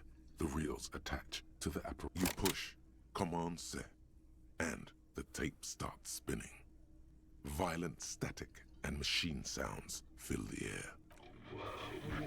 This isn't Revachon. This is a fucking village. I can almost see the elephants. The harbor. That's the son of a Kvalson crane. When this shit is done, I'm gonna tear that place up. Soldier of the Apocalypse style. Kill shit. Dogs and chickens too. Gonna run a room, Cordy. A real nice room. I don't give a shit. I'm fucking done. I'm done mentally. I'll fucking do them all in. Rape that disco cunt on the counter. You know, the dance a whore upstairs. Do it Kohoi style. Never did get that taste out of my mouth. The lieutenant presses the button marked Arrête on your portereel. The tape stops spinning. End of recording.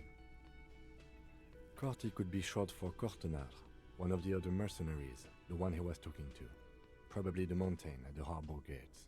Mr. Right to Work. It seemed authentic enough.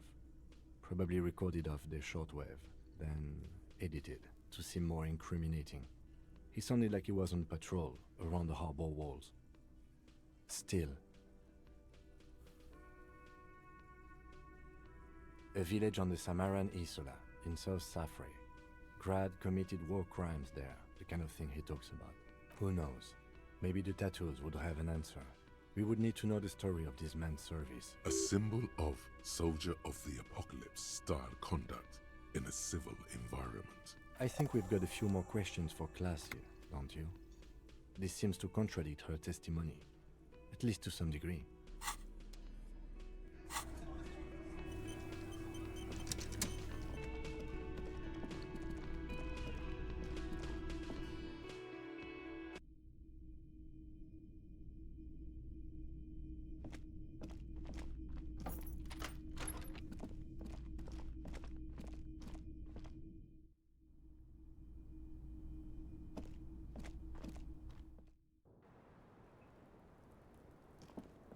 Hello, officer. What brings you up here again? She puts her coffee cup down with a soft ring as the porcelain meets the metal table. Did he? I never said he was a good man, or that he had good intentions. Only that he was never bad to me. She doesn't care. If anything, she sounds amused. Where did they get this recording exactly? It's intercepted radio chatter of the deceased, recorded via a de-encryption station. It's authentic enough.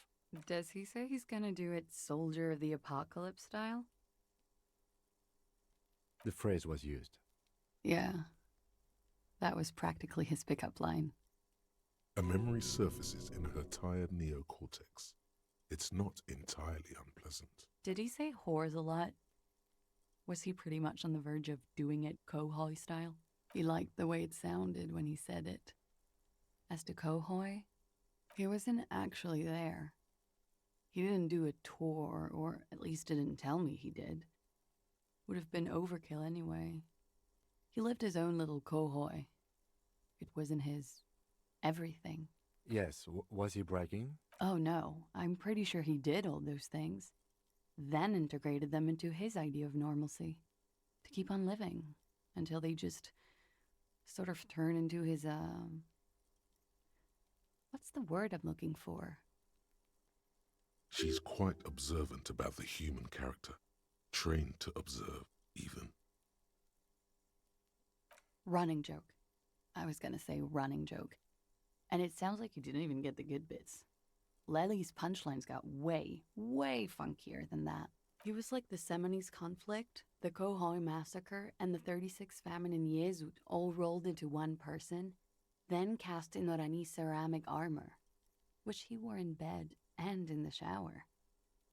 We're all scraping up any happiness we can find, officer. Going around with our little scouring sticks. You, your first love, Mr. Kohoi here. Did he tell you he had actually done any of those things? He and Martinez, I mean? No. We were too busy laying waste to our own nervous systems to direct any of the fury outward. He seemed happy, I guess. At ease. As much as a man like him could be. What kind of man was he? Before you go, ask for details. She seems okay to talk about it. Thank you for clearing that up, miss. Whenever you're ready.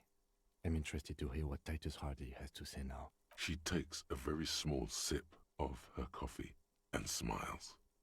Like, for example, his name? Actually, officer, I didn't know his name. I just called him Lely. A nickname? I guess. He came from Lelystad. It's short for that. And it was his army name, apparently. He said his real name wasn't his. I tried to pry it out of him, but it was no use. Lelystad. That's a good start. We have a few questions you can help us with. A few things a field autopsy alone can't answer. The young woman cranes her neck, trying to catch a glimpse of the page the lieutenant passed to you.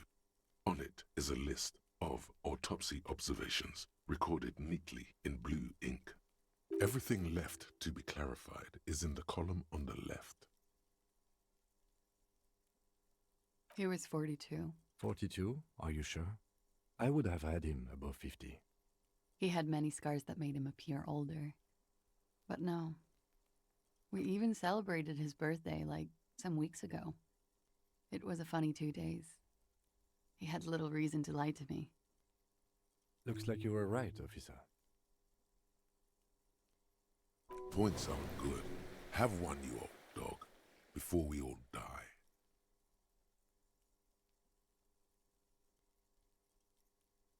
It isn't.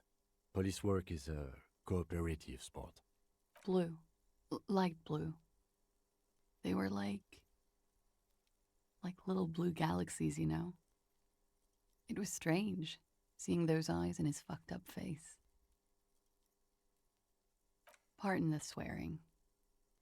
I do him an injustice. He wasn't ugly. And he had a beautiful, soft voice. Very surprising, what with all the scarring. It was quite something, watching him speak.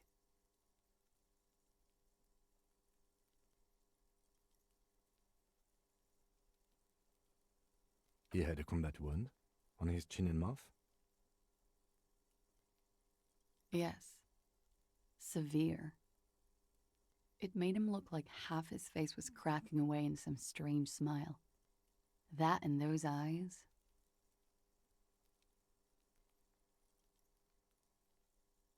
Ah, yes. His hair, if you can remember? It was light brown, almost blonde.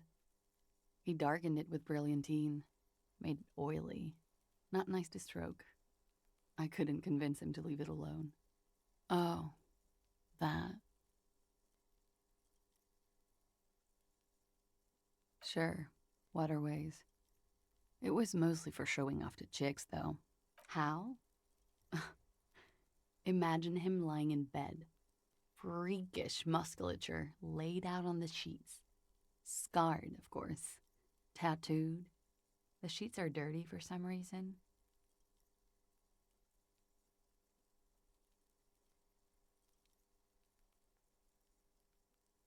Is this Orani's lit? Yes. This is the very essence of Orani's lit. A moment's respite, dark and hopeless as the struggle itself. He's smoking and drinking, of course, and his chest and shoulders and arms are studded with stars.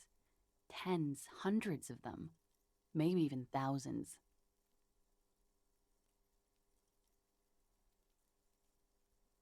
And the woman goes like, "What was this, baby?" And he says, "That was too hardcore. Don't ask me about that." So she goes, "Okay, but what's this, baby?" And he's like, "Saw some bat shit there. Killed some loincloths." And so it goes. Star after star, port after port, third world country after third world country. And he's done horrible things in every single one of them. Oh, yeah. No, thank you. I've seen enough of him dead. I can tell you what they meant without looking at them. Go on. He was a blue-eyed boy with thick arms, from a small town. He was also poor, and the government of Orania needed some people killed, so they turned him into a grotesque killer. For money. He went to Killer Academy in Vredefort. Then he killed some people in the Seminine Islands. And on other islands, too. All of the islands. After this, he came to Revachol and got killed himself.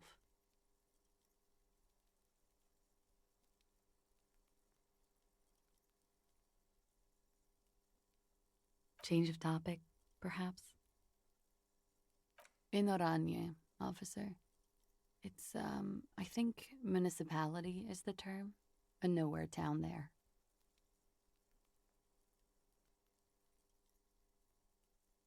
The Lelystad municipality has few boroughs and even fewer cities. It's made of agricultural plots near the border of Gottwald.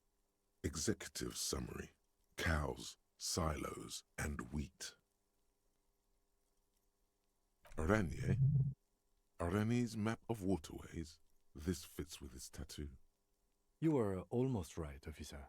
That means his race was occidental, not mondial. I'll update the form. Yes. We were compatriots. Did that bring you together? No. He was too old for that. And from another part of Oranjenrijk.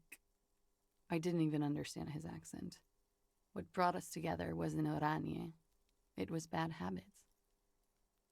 Sex, alcohol, no love for Mother Oranje. But wasn't he a soldier? This could be worth pursuing. No. He left the National Service after they taught him to do what he did on Seminine. He wasn't the flag-waving kind. He was the making money, killing people kind. He was by no means a stupid man. A people person. A small platoon leader. Certainly not a patriot. There is nothing on Muindi. The old world is dead, and we both knew it. Maybe Oranje did bring us together. In loathing. I love Revachol, though. I hope she loves me, too. A column of air encircles her, brushing gently on the metallic silver fabric that covers her shoulders and her long, slender arms.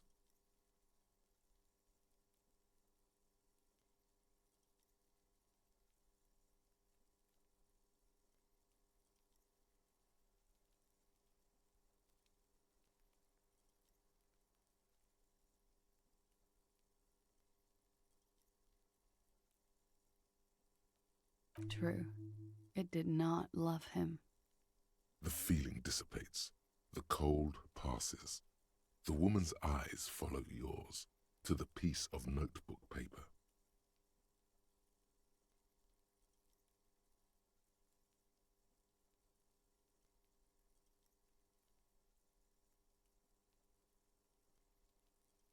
All right. Coolly, gracefully, she pours herself more coffee.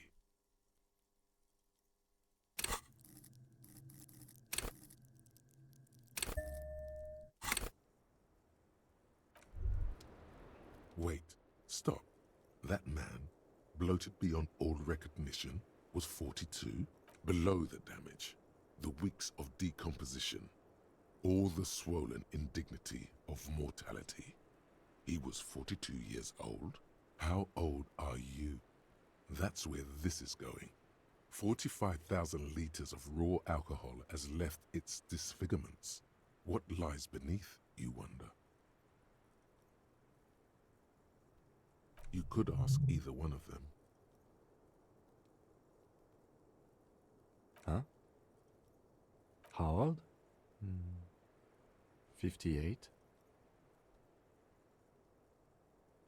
You asked. Actually, make that 54. Alcoholism has severely impacted your appearance, and I was wrong about the age of the deceased. Wait. This requires scientific measurements. To the laboratorium.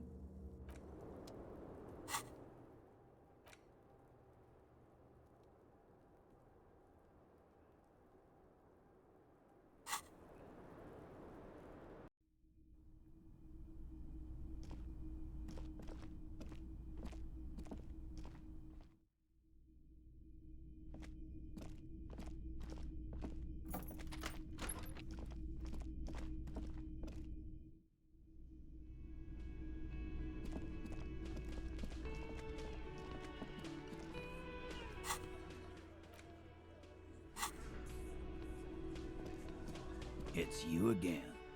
What is it?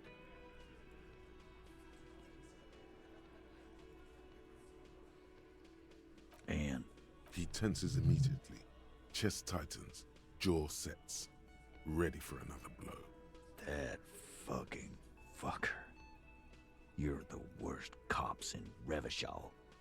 I gave you gold on that tape.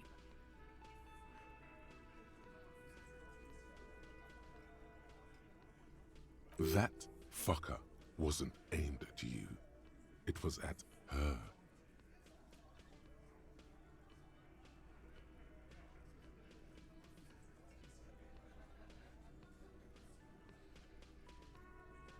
Fucking fuckity fucker. And what did she say then? That it's fine. People are supposed to be like that. Yes. In fact, I think she thought it was a little funny. Funny? No good goddamn psycho whore. Seems like they wanted to give Klaase a second chance to play along. She still didn't. Alright. All fucking righty then. I guess it's good then. That fucking... Please try to control yourself in the presence of visitors, Titus. This is just perfect. Just fucking perfect. Any thoughts on this, lawman? You don't have to say everything out loud. Just mix and match. Nah, I know her. She's just a girl. In over her head. I knew it. Titus, I knew she was professionally trained by her walk. I told you she was a beauty queen. Yes, Glenn. I know she's a beauty queen. Everyone can see that.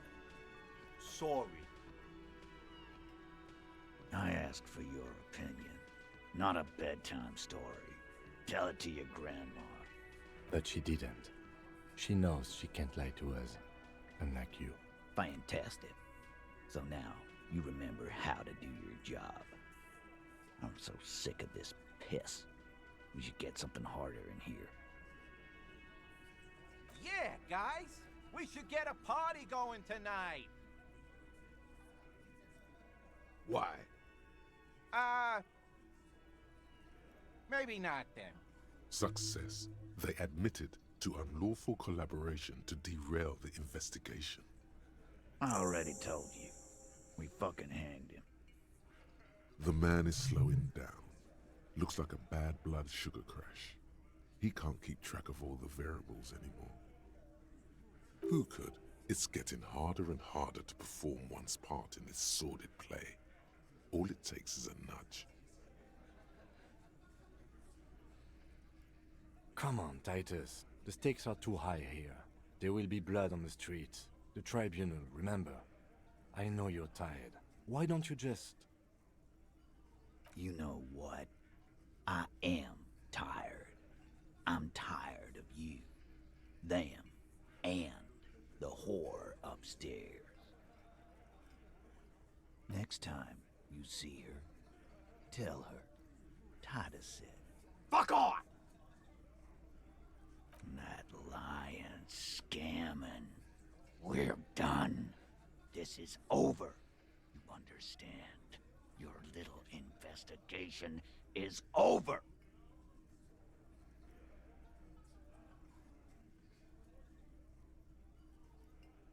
Yeah.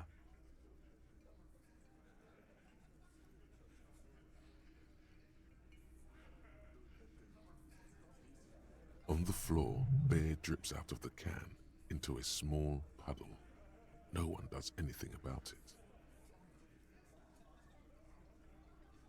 What is this quiet funeral shit?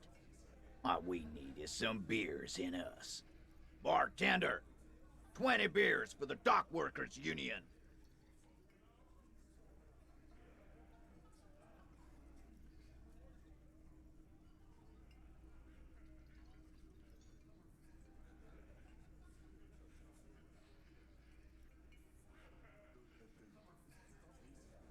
Why do we make it 40, huh?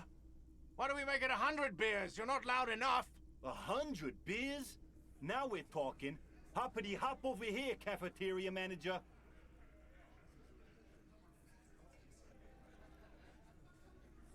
The window might be closing. The more beers they get in them, the less cooperative they will be.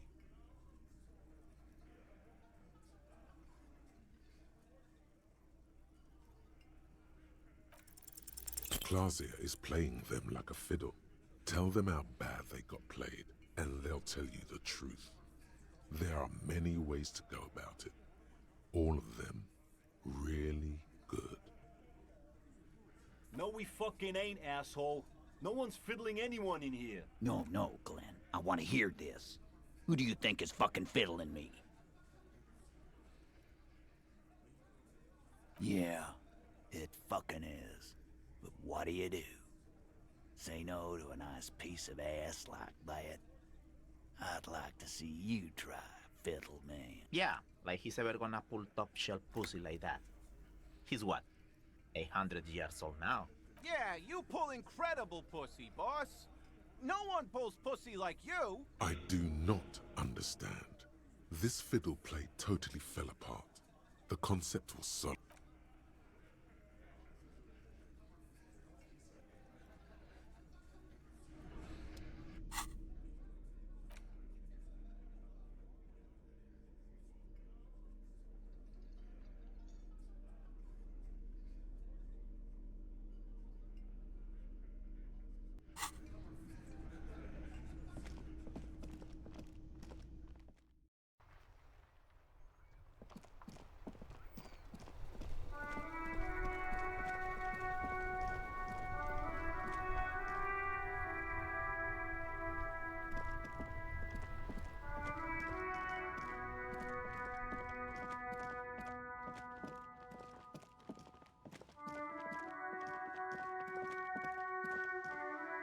A rusting control panel.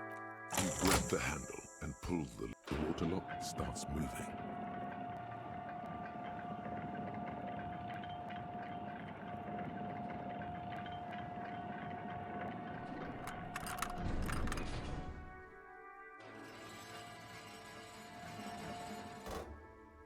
Okay, if we ever need to get to the coast, then this is the way. But please, contain your wanderlust for now. I don't want us to get sidetracked, not with everything that's going on.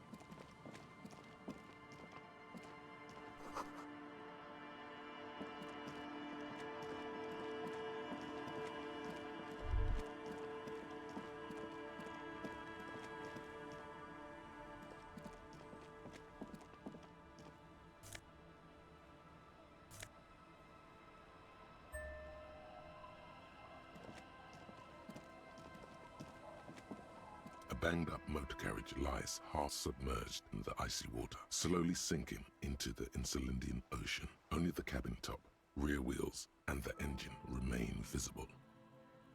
Remember the tire tracks in Martinez? This is where they were leading. It appears to be so. I agree. We should definitely investigate.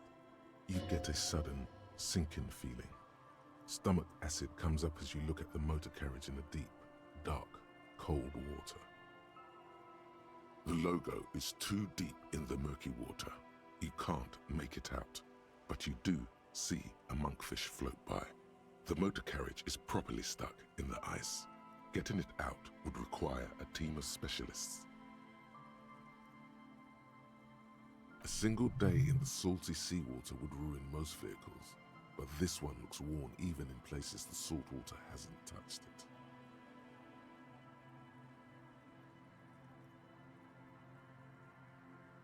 The ice hasn't closed around the vehicle yet. My guess is it's been here since last Saturday or Sunday.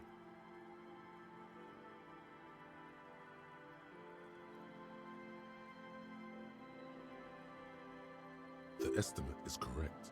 The incident probably occurred on Sunday evening. Let's wait for the low tide and see what's inside. Great idea. Then we can get the things inside. The joyrider must have left something good inside. Guns, papers, maybe a cool jacket. A joyrider jacket. I don't know. An hour or two, tops?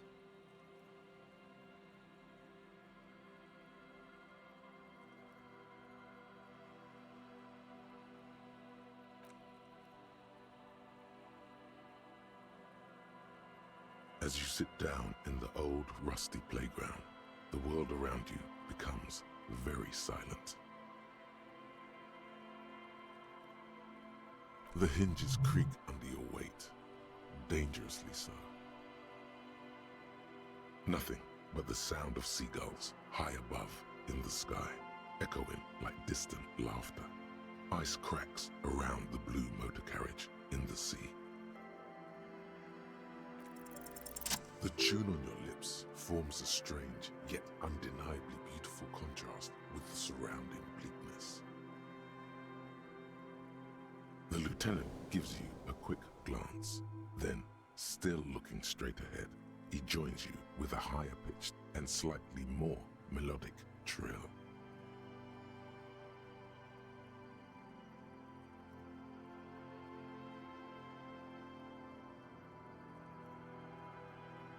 Two birds on a wire, whistling by the seaside, looking at the water and the sunken car. The wind blows. In the distance, behind the church, some vagrants are having an argument over a bag of tear they found in the reeds. Further away, a flock of seagulls lands.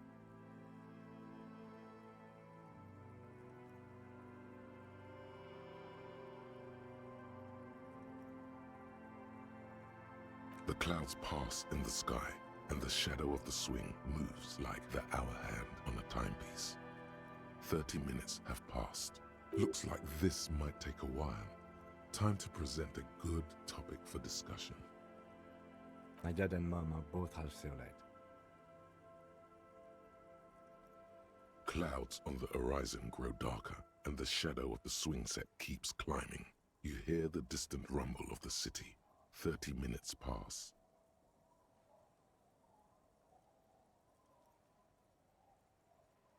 The world turns as fast as it wants.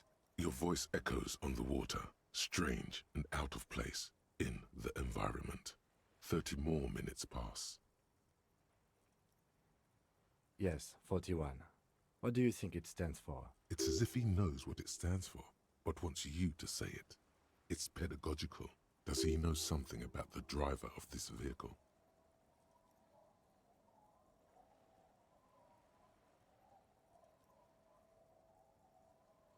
I'm sorry, Harry. I'm so sorry. 41. Precinct 41. A massive pit opens up in your stomach, and the most terrible feeling comes over you. No. Just nope. Say no to this, Harry.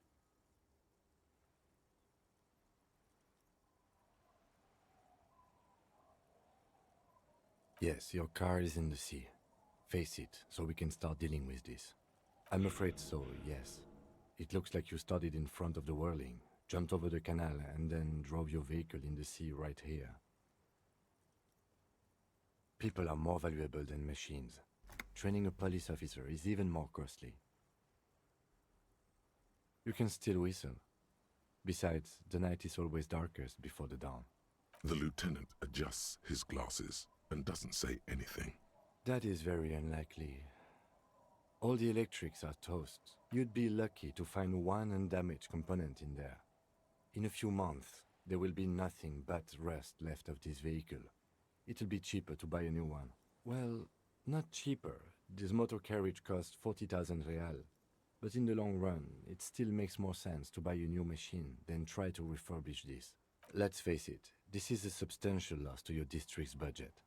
I mean, my station only has 4 other vehicles in addition to my kinema. This was 20% of the station's vehicular budget.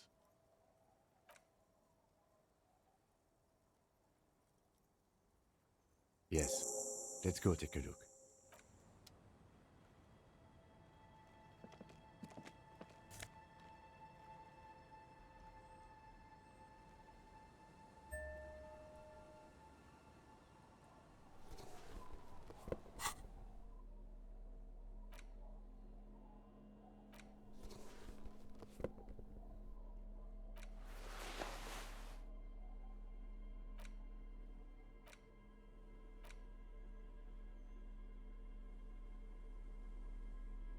A police badge on which you see the photo of a man.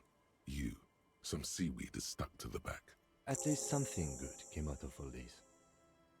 Encased between two durable plastic sheets is a bluish card with lines of information and a watermark in the shape of the street grid of Revachol West. You see a photo, a name, a rank, a document number, the date of issue, and, in the lower right corner, your precinct. The man keeps winking at you with his green-grey eyes.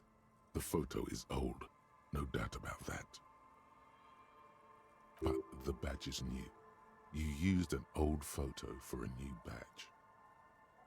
8, maybe 10 years. The guy in the picture is rather good looking. He's got a nice haircut and is distinctly lacking in massive sideburns. What do you think? His face is already contorted by the expression, although it looks less grotesque on him than it does on you now. It looks better on him because he isn't in as much pain while producing it as you are now. Although there's already a hint of that pain, certainly. The badge in your hand shines as you rotate it, catching light. You see lines of information on it, and a shining watermark. Harrier. That's long for Harry. So you are Harry. Evrard was half right. Probably not a lot of people know your full name. Whoever told him you're Harry Dubois didn't. Pleased to make your acquaintance, Harrier Dubois. The badge in your hands shines as you rotate it, catching light. You see lines of information. Lieutenant W. Freighter. The lieutenant is a rank above sergeant and below captain. It's the highest rank in the RCM that still does field work. I am a lieutenant.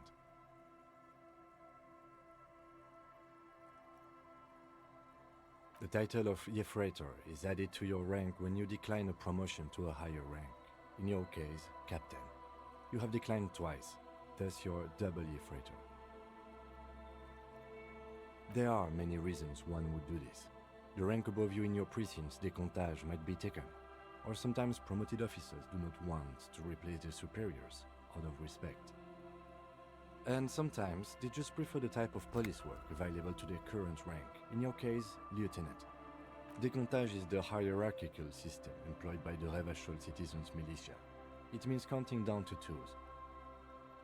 The countdown is modeled after the dual leadership system employed by the left during the revolution, which in turn was developed by last century experimental psychologists in the University of Königstein.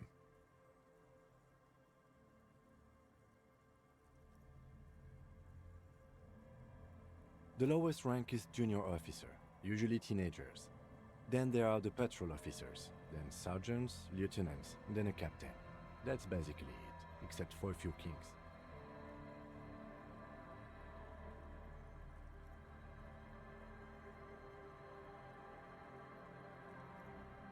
Kings like satellite officers and the additionally a freighter rank I already explained. The long and short of it is, you're his superior.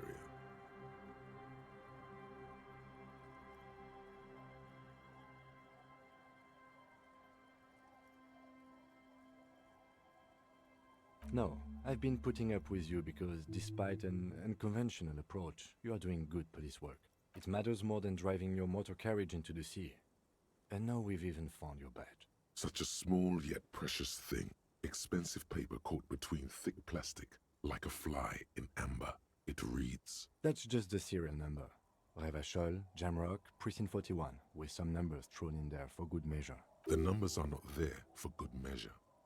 They have an administrative purpose. 4 months ago. I'm guessing that's when you were promoted to the rank of Lieutenant W. Freighter. A new badge usually comes with a new rank. You seem to have been doing well then. The case created a lot of edge you have to take off. The death march really gets us going. You're pretty sure you weren't doing well, but better? Probably yes. Yes, it's the designation of your precinct.